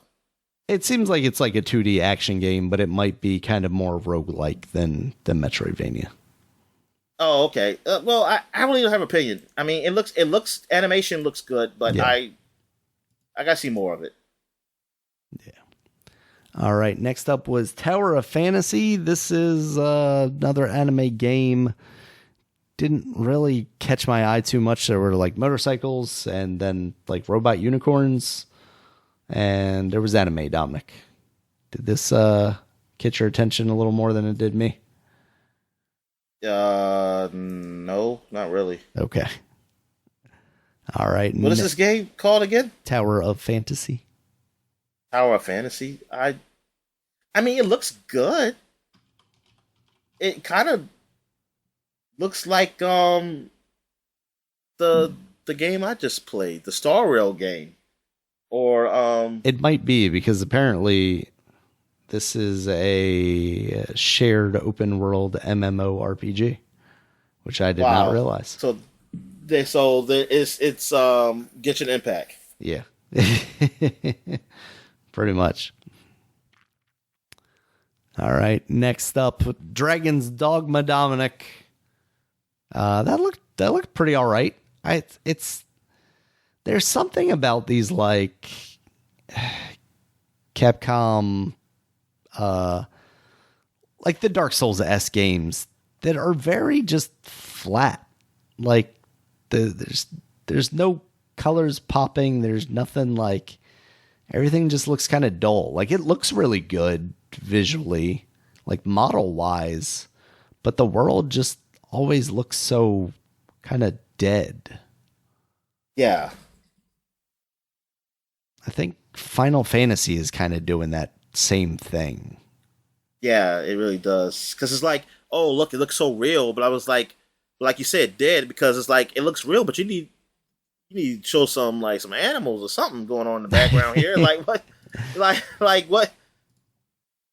What's going on? Like, where's the animals? Like, where's the life, really? Yeah. Like, it doesn't do the job that I feel like Elder Scrolls does, where it feels like it's a living world, because you see stuff moving around and creatures and things of that nature. Or more so like that Elder Scrolls, more so the Red Dead Redemption does. Like, it makes the world feel alive. Like, while these things make it looks nice, but it doesn't feel alive.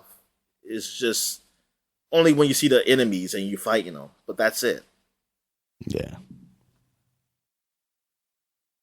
And I guess what they're going to say is a dead world, just like Zelda 2.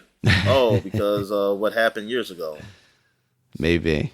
Yeah. I guess I never thought about that. I guess that's the excuse for Zelda, right? Even though it definitely suffers from that a little bit. Like, the more lively colors makes it feel a little more alive. But yeah, it's like when you see a single ox out in the world, you're like, oh, that's kind of cool. I wish there was more of that.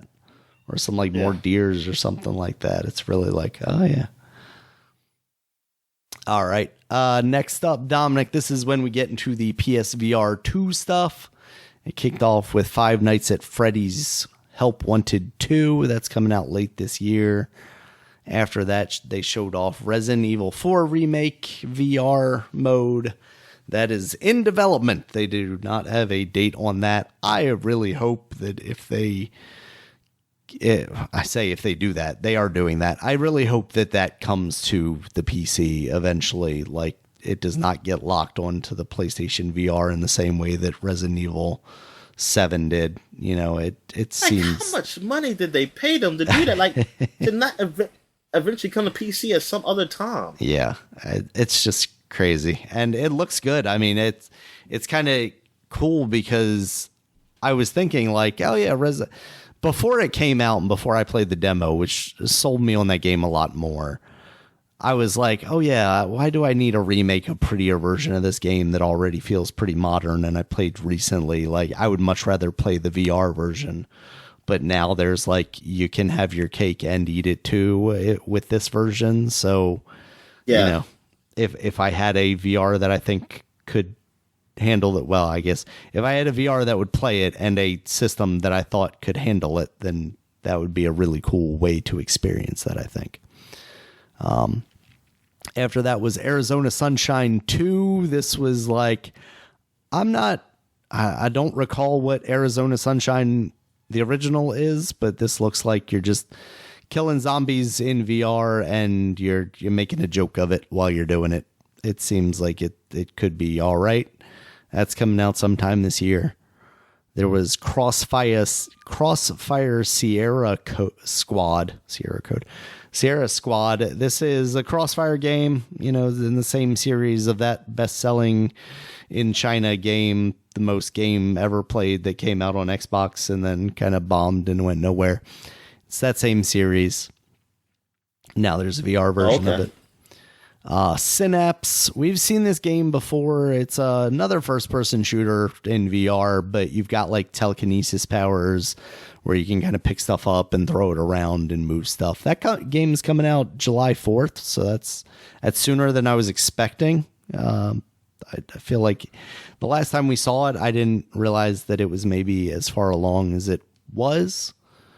And then the last VR game, Beat Saber, that is now out on the PlayStation VR 2, and there is a Queen pack available for that now. So if you are into the music of Queen, that seems like that would be a pretty fun pack to play in that game. So yeah, wait a minute, the Queen pack is. It's not. I don't think it's exclusive to the PlayStation. Let me make sure there. Oh, good, because I would definitely get that. Yeah. Queen. Beat Saber. Just listen to a little bicycle. Yes, you can get it on the Meta Quest. So. All right. Yes. Come on now, Dominic. All right. Next up, Dominic, Bungie's new game was revealed with another CG trailer. They got I'm sorry. On the MLB The Show, this must be new. I don't think it was there because I didn't see it for unlocks. They added a sound where you could say "You're killing me, Smalls" from Sandlot. That's pretty all right. Yeah. And I unlocked it. Yay! You don't have to go buy it. All right, next up, Dominic, we've got Bungie's new game, Marathon. Bungie's new game is their old game, so they're revisiting that series. It is going to be an extraction shooter, which some people may be familiar with. Tarkov is a very popular one of those nowadays. Basically, you're trying to go into the zone, grab as much loot as you can while surviving in the environment and making it out, it sounds like. Any interest there? You know, we have our thoughts about the way Destiny launched. I don't have a PlayStation 5. Yeah. So is that exclusive to PlayStation 5? I believe it might be.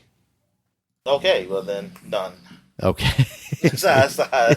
I mean, it also doesn't have a release date, so in 2027, when you have one, it might be available. Yeah, there's a little interest. I mean, it's something I'm curious about, like to see how it is. I mean, I'll see. Right now, I don't have a system to play it, but yeah, if I have a system to play it, maybe I will be keeping an eye out for it. Yeah. Or I hope it just comes to PC or something. Mm. All right, next up, Dominic, another Bungie hit, Destiny 2, the Final Shape expansion. It looks like Cade is returning, the character that was killed off. Yeah, I finally listened to the trailer because I didn't have the sound on when I saw it the first time, so I saw like, oh, this is supposed to be like a big moment. Mm-hmm. See, if you had E3, you had people clapping, Daniel. People would be clapping, like, oh my God, he's back. He's back.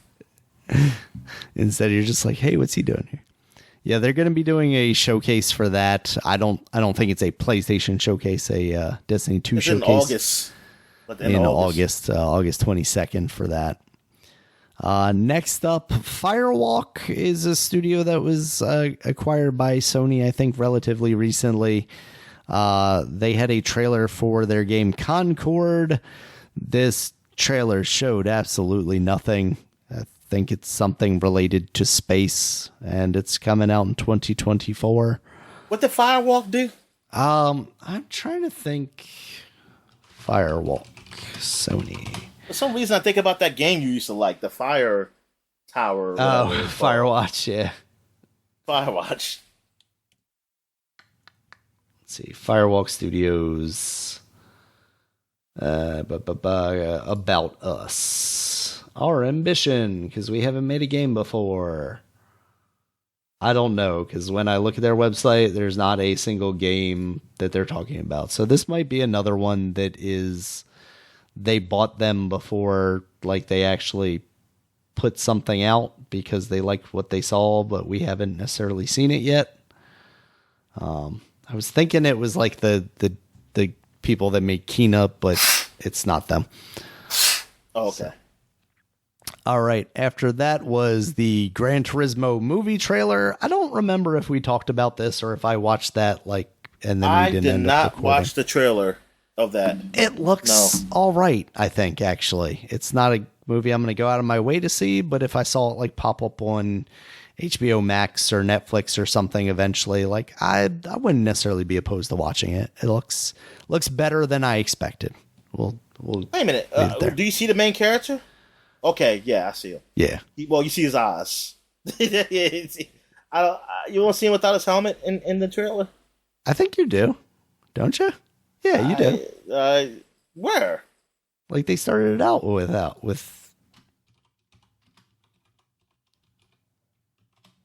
Like I'm pretty sure he's in there. I see the guy who helps him. I see the guy who, like his, I don't know, drive coach. I don't know what they call him. Yeah, like he's playing in the cockpit right when at the start of it. I don't see him without his helmet. Let me see.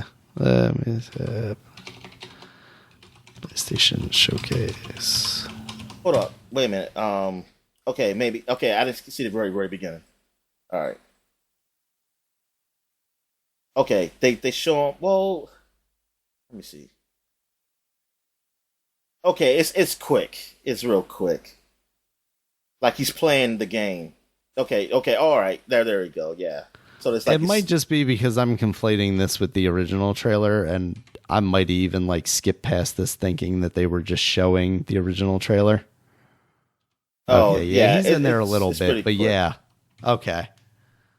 I think that's exactly what it is. So, there's another trailer for this game. Yeah, there's like an official trailer for it. This is kind of like a teaser version of that. Yeah, it looks fine. It's funny that it's branded Gran Turismo, but knowing the story that this is actually based on a true story where a guy played Gran Turismo and then raced from real life, that makes sense. I mean, I remember hearing, so listen to the story, 2018, 2017, one of them. Mm-hmm. I forgot what it was. That's what I had heard about the story. Yeah, I never thought they would make a movie out of it. Yeah. They'll make a movie out of anything, Dominic. All right. Next up, Dominic, the announcement of the latest accessory by Jim Ryan for the PlayStation 5. We had talked about rumors of this, Project Q. It is a screen with two pieces of DualSense slapped on either side of it. And this is for streaming games from your PlayStation 5 to a handheld device. What do you think? Outside of, like, we didn't get a price for this. If it was super cheap, I could see the appeal of it. But as is, I feel like we're looking in the $200 range because those controllers are $70 as it is. I feel like this is where you get to a point where people like what their income is, because if you're a person who looks at this and like, you know what, I will buy this. Like, I don't see nothing wrong with you saying that, really. It's just that maybe, like, what's a price for you that would be good for something like this? Like, some people, like, I think it's like, if it's like $200 or something, and some people are saying like, yeah, I'll spend that. They'll spend $200 or even $250 or something like that. Yeah. And I just think, hey, I mean, you're in a point in your life you can, like, maybe you're at a point like, yeah, you can spend money like $250 for just a shell, and it's not a big deal for you. Like, you could you can look at it like, hey man, it's a nice device where I can play my game around anywhere around my house. While so other people be like, yo, that's $200 or $250 if that's the price. I'm saying, or even $150 or even $150. It's like, that's a lot, man, for just something just to play around my house. Now, some people probably don't see it as a lot. They don't, and so I feel like it's really your mind. It's like, for me, that's too much. Like, for me, it would have to be like $50, which I know that is nowhere near No. what it will cost. But that's the only way I can buy something like that. I can't pay for a device that I can't do nothing with outside my house, where I can only play it with my PlayStation 5. Like, I can't do that. I literally cannot do that. I mean, because it's more than a controller. Like, if it costs more than a controller, I definitely can't do that. I can't. It just wouldn't make sense for me to do that, especially when I can use my phone. Even though I don't like to use it, but there's no way in the world I can spend nowhere over $150, $100, or even $100 over something that's just can be used as just a streaming device where I can't play any games just locally up there. Like, I don't know. I mean, but it's probably worth it for people though, and where I just can't find the worth in it. Yeah, I mean, I can definitely see the appeal as someone who's talked about like why they like their Switch and why they like the idea of the Steam Deck, because like sometimes my daughter's using the TV or my wife's using the TV and I would like to find another way to play. And, you know, if my PS5's hooked up to the TV and I would like to play God of War or something, sure, I can have that. But there, like you said, there's a value proposition there, right? Where it's like, okay, well, if it's $250, then we're in the realm of the Steam Deck. It's going to be more than $70 because that's how much they're charging just for a DualSense, and this is basically a DualSense slapped on either side of an 8-inch screen. So we're talking a premium there. And then further to that, they have the Backbone controllers, which are officially licensed by Sony, and I believe those are $100, and that's basically just a controller to plug into your phone, and which is kind of crazy to me because like that costs more than a DualSense, which I could just hook up my DualSense via Bluetooth. Obviously, like there's an appeal of like it holding my controller or whatever, sure, but so we're talking like it's going to be over $100. So now are we talking where between $100 and $250? I feel like 250 is too high. I feel like it's going to come in around 200, but yeah, that's too much for me for what equates to a portable display. Whereas like, I think technically if you got a Steam Deck, you could potentially in the browser use the PlayStation streaming stuff, but maybe that doesn't let you stream PlayStation 5 games because it doesn't remote play. Like it's another one of those like issues where Sony isn't clear about what exactly you could do. And I say they're not clear about it, but it hasn't come to me what they can do. Like I'm not even totally sure what games you can stream with that premium level of PlayStation Plus. And that's not to say that somewhere on a website it doesn't say that, but it hasn't come through my head, which means they haven't advertised very clearly about what they can and can't do. Well, Xbox, yes, and you know what, they people say you can't cloud stream everything, but you can cloud all their first party. Yeah. Now, or at least majority. I think there's a couple of older titles that you can, but majority of the stuff you can stream. You can stream.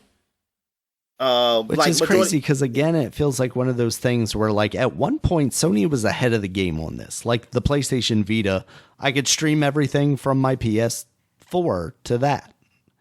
You know, no questions asked, basically. And then it's like, okay, well, I can't stream to my Vita PlayStation 5 games. I guess that makes sense, even though if it's just sending a video signal, why not? You know, it's got most of the buttons anyway. It's got a touchscreen on the back so it can emulate the triggers or whatever. Like, why can't we at that point just stream to any device? Like, I think there would be a fun, weird flex if Microsoft was able to enable, like, Xbox game streaming on the PlayStation Vita through the browser or something like that. I think that'd be hilarious. Yeah, so it's just another one of these devices where it's like Sony has made another accessory for the PlayStation 5, and all of these accessories cost a whole lot of money. Like the first accessory was the PlayStation VR 2, and that cost more than the system. And now they're putting out this thing, and it's going to be like half the price of the system. But, well, hold up, and this is just streaming. This is just like basically mirroring, your PlayStation 5. Yeah, 5, right? It's not, So it's not even... Yeah, I don't think they've clarified whether you can take this out of your house and over Wi-Fi play PlayStation Now games or even play games streaming from your PS5 to Wi-Fi, stuff like that. Yeah, that's what I'm saying. The way it sounds like, that is just mirroring. Like, you can't... It's not even like the other devices we've seen where it's like, oh, it's cloud. It's for cloud like gaming. Logitech G Cloud or something. Yeah, like that's even worse. Like it can't even do. If you can't even do that, it's like, what the fuck is this? This is literally just a shell. Like it's just a screen. Yep. So, yeah, it's definitely going to be a weird proposition to see like what the price of this is going to be and like how well this thing actually sells. They also showed off some PlayStation earbuds. So if you are looking for some earbuds and looking for them to be PlayStation branded, you can check those out. Yeah, look at the match. And then they... You got a match. You got all accessorized, man. You got a match. Exactly. Gotta look like I got dual senses hanging on my ears. All right. So then they showed off quite a bit, a pretty extended video gameplay of Spider-Man 2. They did not give a release date of this, but basically it followed Peter and Miles as they were trying to stop Kraven and his team from apprehending the lizard, because it sounds like from the banter that they were having, Doc Connors, the lizard, basically has some kind of cure, or at least is the only guy that Peter knows that could potentially help cure Harry of whatever he is dealing with. As we know from the last game, it seems like maybe some sort of symbiote-esque affliction. And Peter has the Black Spider-Man suit, the symbiote suit, in this demo. So you were switching between him and Miles as they try and chase this stuff down. It looks really cool. I wonder how much control you're going to have over switching between the two characters, or is it going to be strictly story related? The most interesting aspect of that to me so far from what we've seen in this trailer is just going to be like Miles and him dealing with a Peter Parker that is being affected by this black symbiote suit, because we know from past iterations of this character, he becomes very aggressive. He gets very angry with the people around him. Yeah, and I don't know, maybe they've done it in the... Did you read that comic when he smacked that May? Did he do that in the comic? I don't know if I'm familiar with that or not. Yeah, man, he smacked her. It's like I made that up. But I wish that was a thing. I mean, I honestly wouldn't have been surprised if that was a thing that they did. Like, So shut yeah, up, man. I'm really intrigued to see that. If they've done that in the comics, I don't know. But to see that kind of storyline, plus all the new characters, seeing Kraven in this, he seems like he's gonna kind of be like the big bad, even though like with Venom in there, like obviously that's got to be a main point of this. Oh, did you see the Easter egg too? With for the Wolverine game was in there. Oh, really? Was there? Nope. I just made that up. Oh, okay. God, Dominic, just fall for anything. Yeah, I mean that's part of like why people were so disappointed in this, because they were expecting things like that, whereas like no.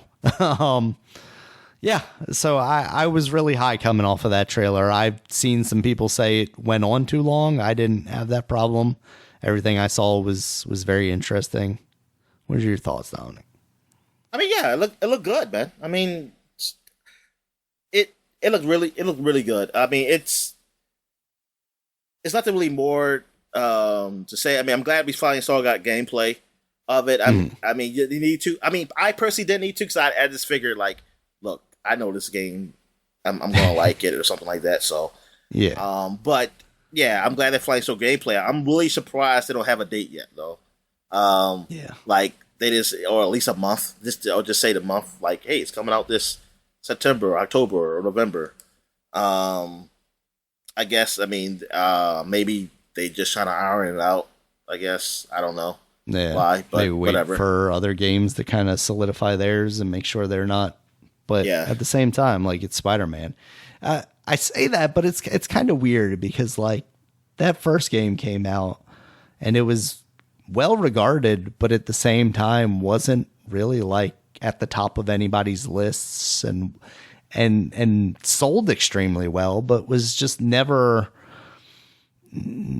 talked about in the same way that I kind of would expect something that sold as well as it did and reviewed as well as it did to kind of be revered, you know?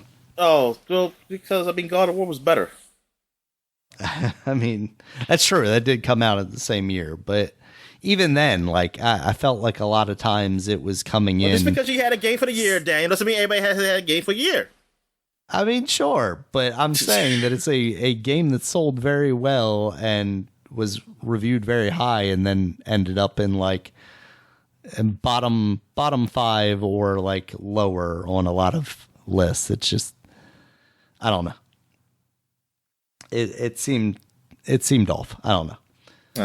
I think somebody just got a hard on for Spider-Man. You were angry. Yep, I was angry. I'm angry like Black Suit Spider-Man, Dominic. So, yeah, wow. I'm really positive. I think it was overrated.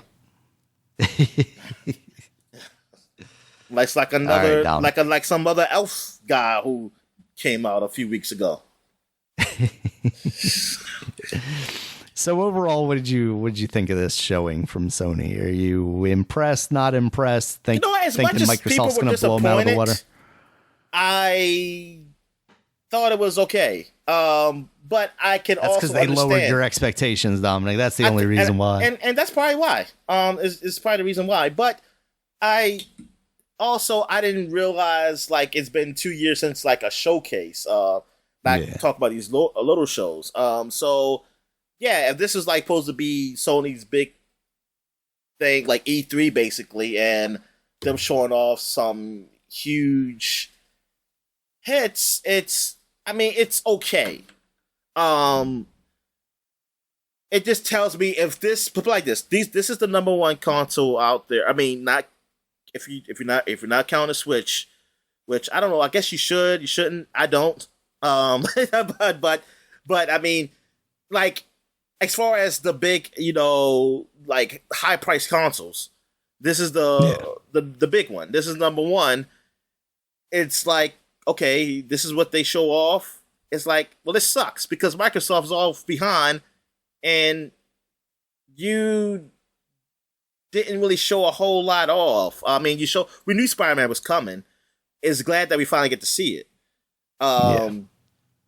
But like, where's the other heavy hitters? And like the whole multiplayer stuff is like, that's not what Sony fanboys really like. Well, now they don't like. Well, but see, for me, I feel like Sony fanboys will like what you give them. You give so you as didn't long really, as you're Sony, yes. Yeah, that's what I'm saying. So I feel like, yeah, they didn't do a whole lot of multiplayer because they haven't done really multiplayer stuff all of really last generation. They did do some in PS3 generation, but PS4 they really didn't do it. I felt like if you would have done it, they would be for it and anything because they're the fanboys. So you gotta give what they'll go with what you give them. But yeah, there wasn't really like anything jaw dropping.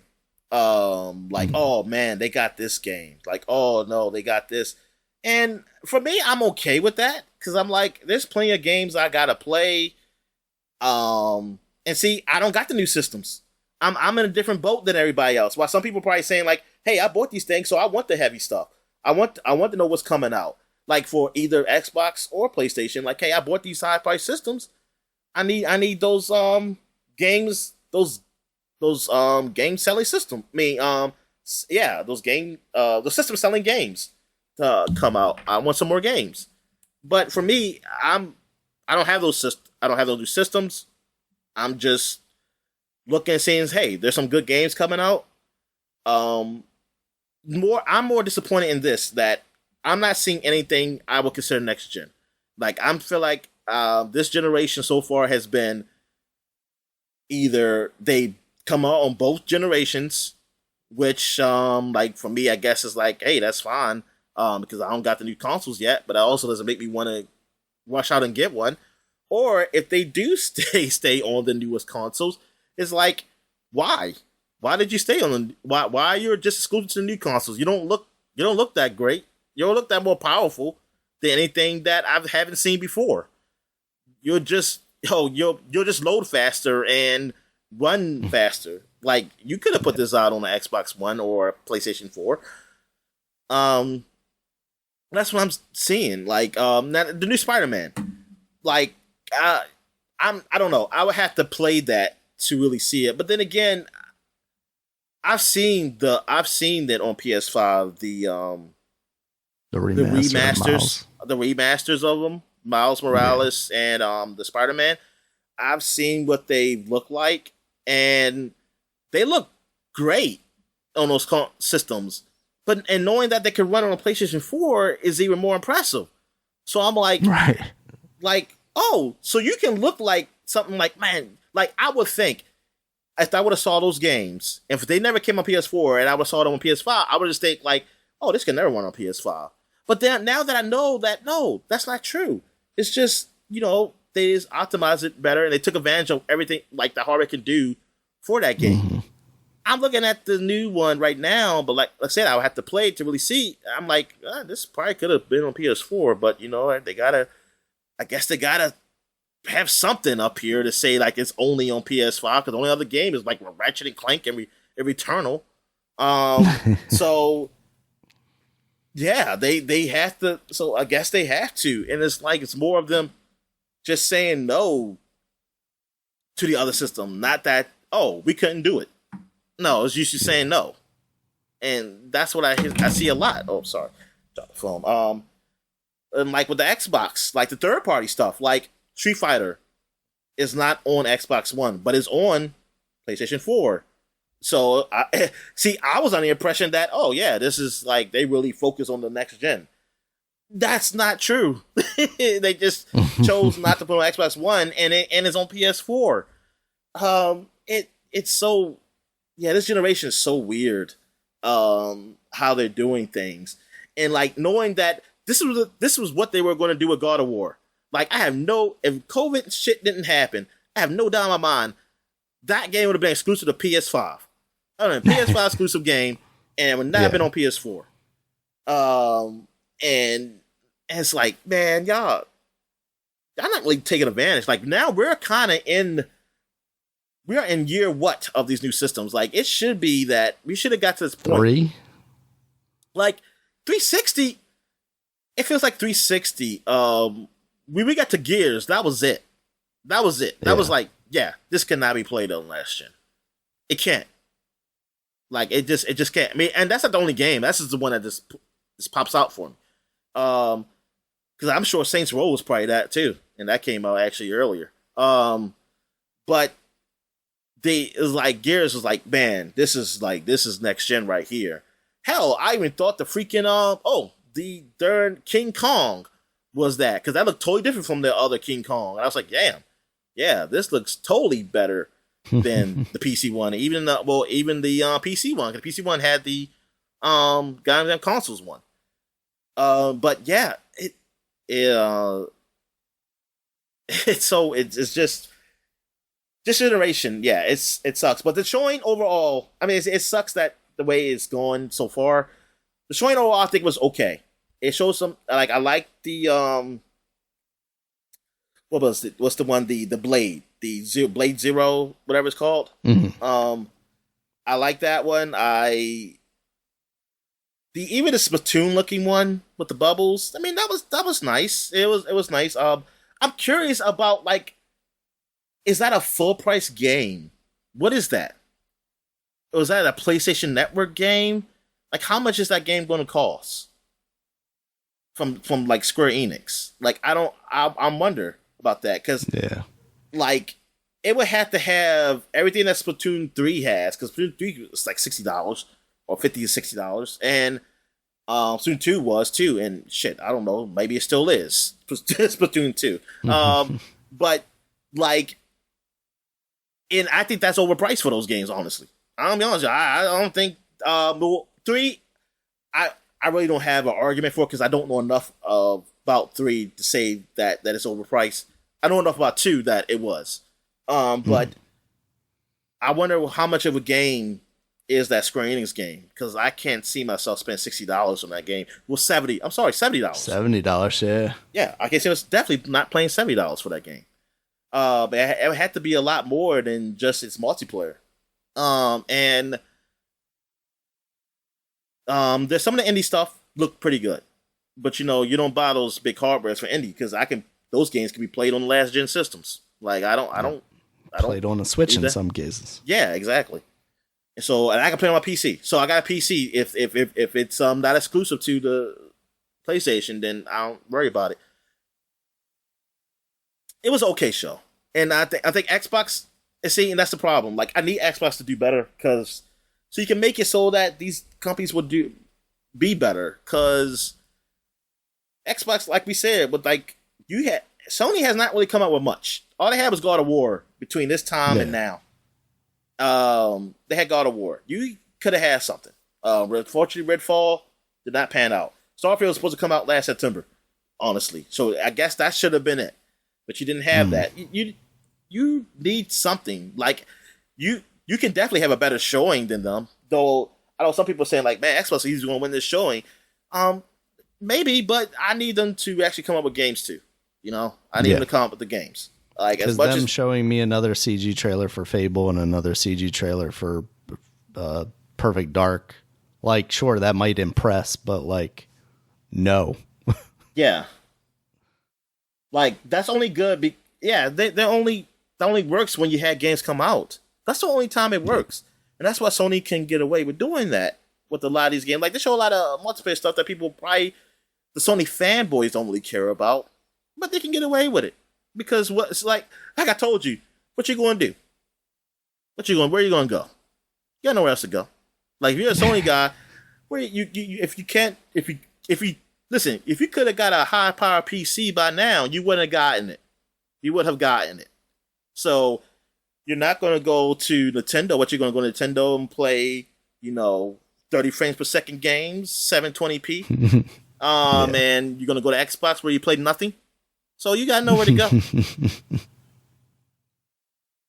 That's why you need these other companies. That's why you need these other companies to be good. Then you won't have this. Yes, we need competition, Dominic. That's what we need.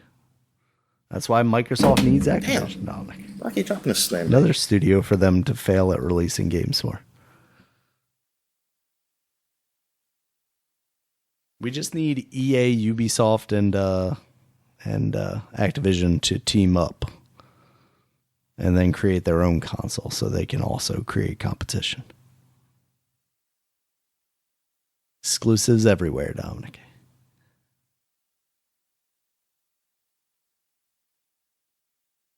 All right, you got anything else?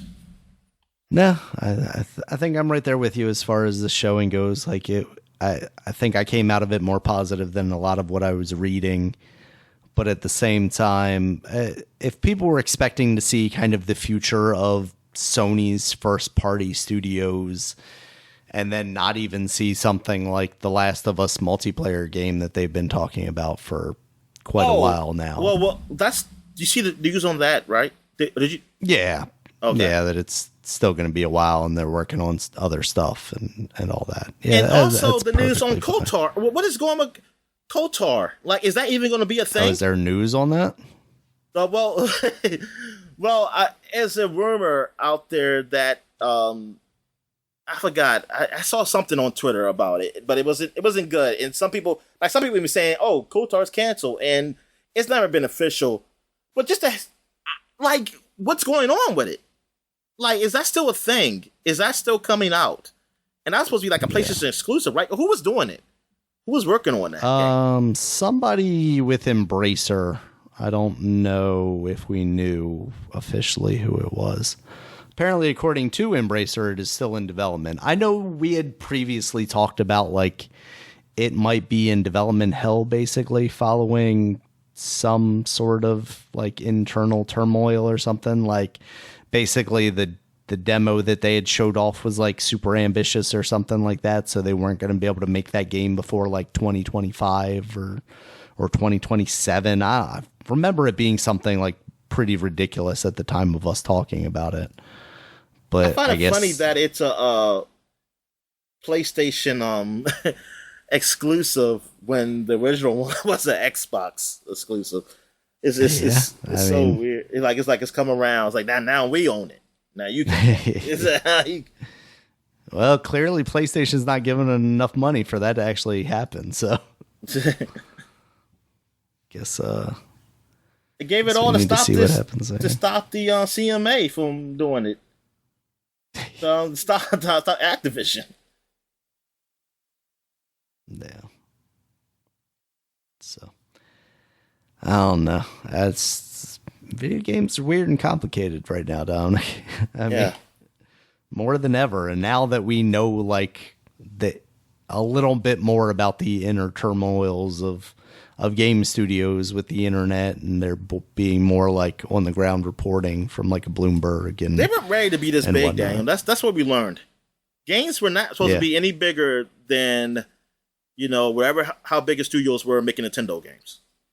They should have stayed at that, like those small groups, or like what people used to do on those old DOS games and stuff, and say like, hey man, we just had like 5 people working on it, in the office, blah blah blah, or somebody in the garage or something. That's what it should have stayed at, because that's why AI is going to help them make bigger games. They took that mentality to like big offices, and that don't work that way. It don't work that way. Everything must get bigger, Dominic. Games, profits, everything must get bigger. So that's why AI is going to make our video games from now on. All right, Dominic. So that was the news for the week. You ready for the new releases here real quick? Yeah. We got Humanity. That's now out on the PC, PS4, and PS5. That is the Lemmings-esque game where you were a ghost-looking dog, ethereal dog, leading humans and large gold people through portals to seemingly heaven. Seems pretty like it's getting pretty positive reviews. Seems like a cool thing that I would like to see on like a PlayStation Plus. I think it actually did come out as a PlayStation Premium, Plus thing, on the upper tiers. But maybe one day that'll show up on as one of the free games for the month. You got Supraland 6 Inches Under. This is one of these games that I have seen, or one of these series rather, that I've seen more games from than I have expected to see, and I don't know how many of them, if this is just the second one or maybe the third one, but basically it's like a stick figure guy, and you're basically doing like 3D action adventure stuff. So could be all right. I haven't seen reviews for that. Lego 2K Drive, that's out on basically everything now. I've heard kind of mixed things on it. Like, it's fine, but it's not a particularly great racing game. There's not a whole lot to do in the open world, so it's not amazing. And it's not this game. This is like a game that should be free to play, or does it look like it's worth actually buying? I'm just a serious question. I think it's a game that is maybe a little more designed for kids than people were hoping. Oh, okay. Like I think it's not quite Forza for kids, and it's more like a for a kids game that was trying to be Forza, if that makes sense. Yeah, so it sounds like it probably could have been a free to play game if we're going that direction. Honestly, especially with the microtransactions that they've got, going on in there.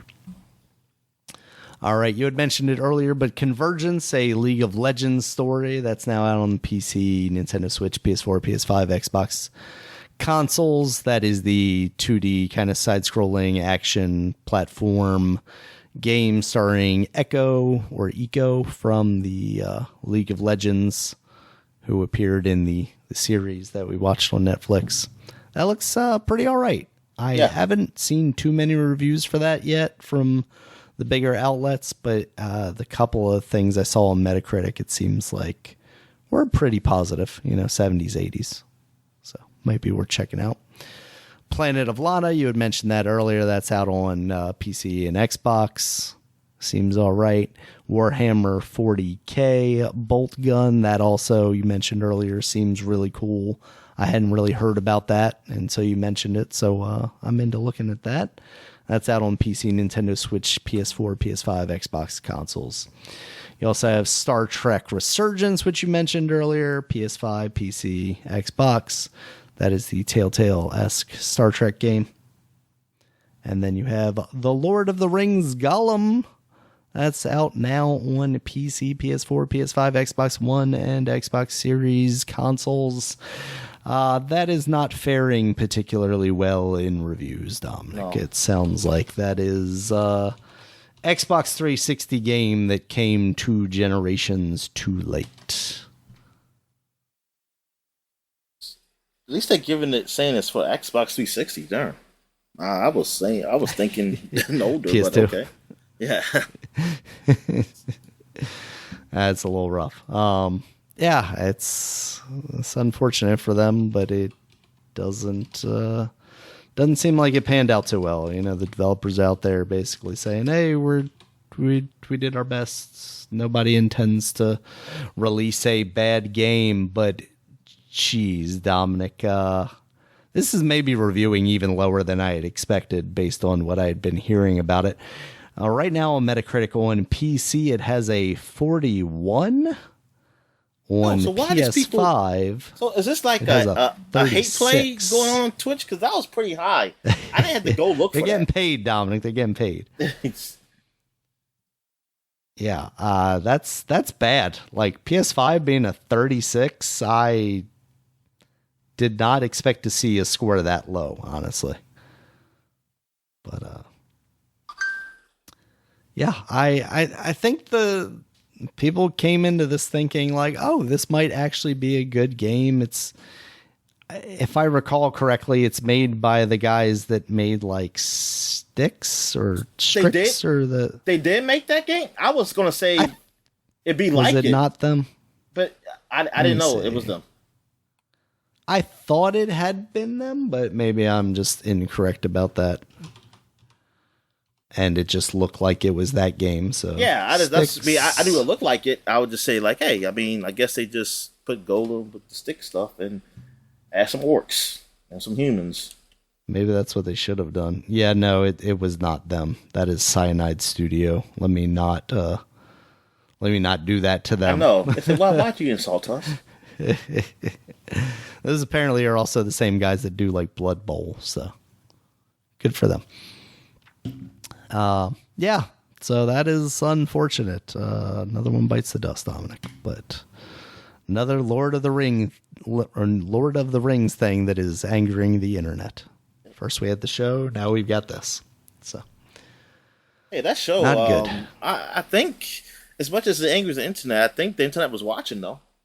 Oh yeah, we're definitely getting season 2, Dominic. There's no doubt about that. Exactly. That's what I'm saying. I think people just be hating. Especially, I find it funny when people talk about things suck and they talk about like episodes. It's like, so you continue watching it. Yeah, you continue to watch. Yeah. Yes, but I'm hate watching it, Dominic. So what? That's enough. Can't you tell? Can't you tell that I don't like that I'm watching this? All right, Dominic. Yeah, so that is it for the week. You got anything else for the people? Nah, I'm good. All right. Thank you guys as always for listening. You can check us out on Twitter. Dominic is at DStalworth5. I'm at Regulus MB.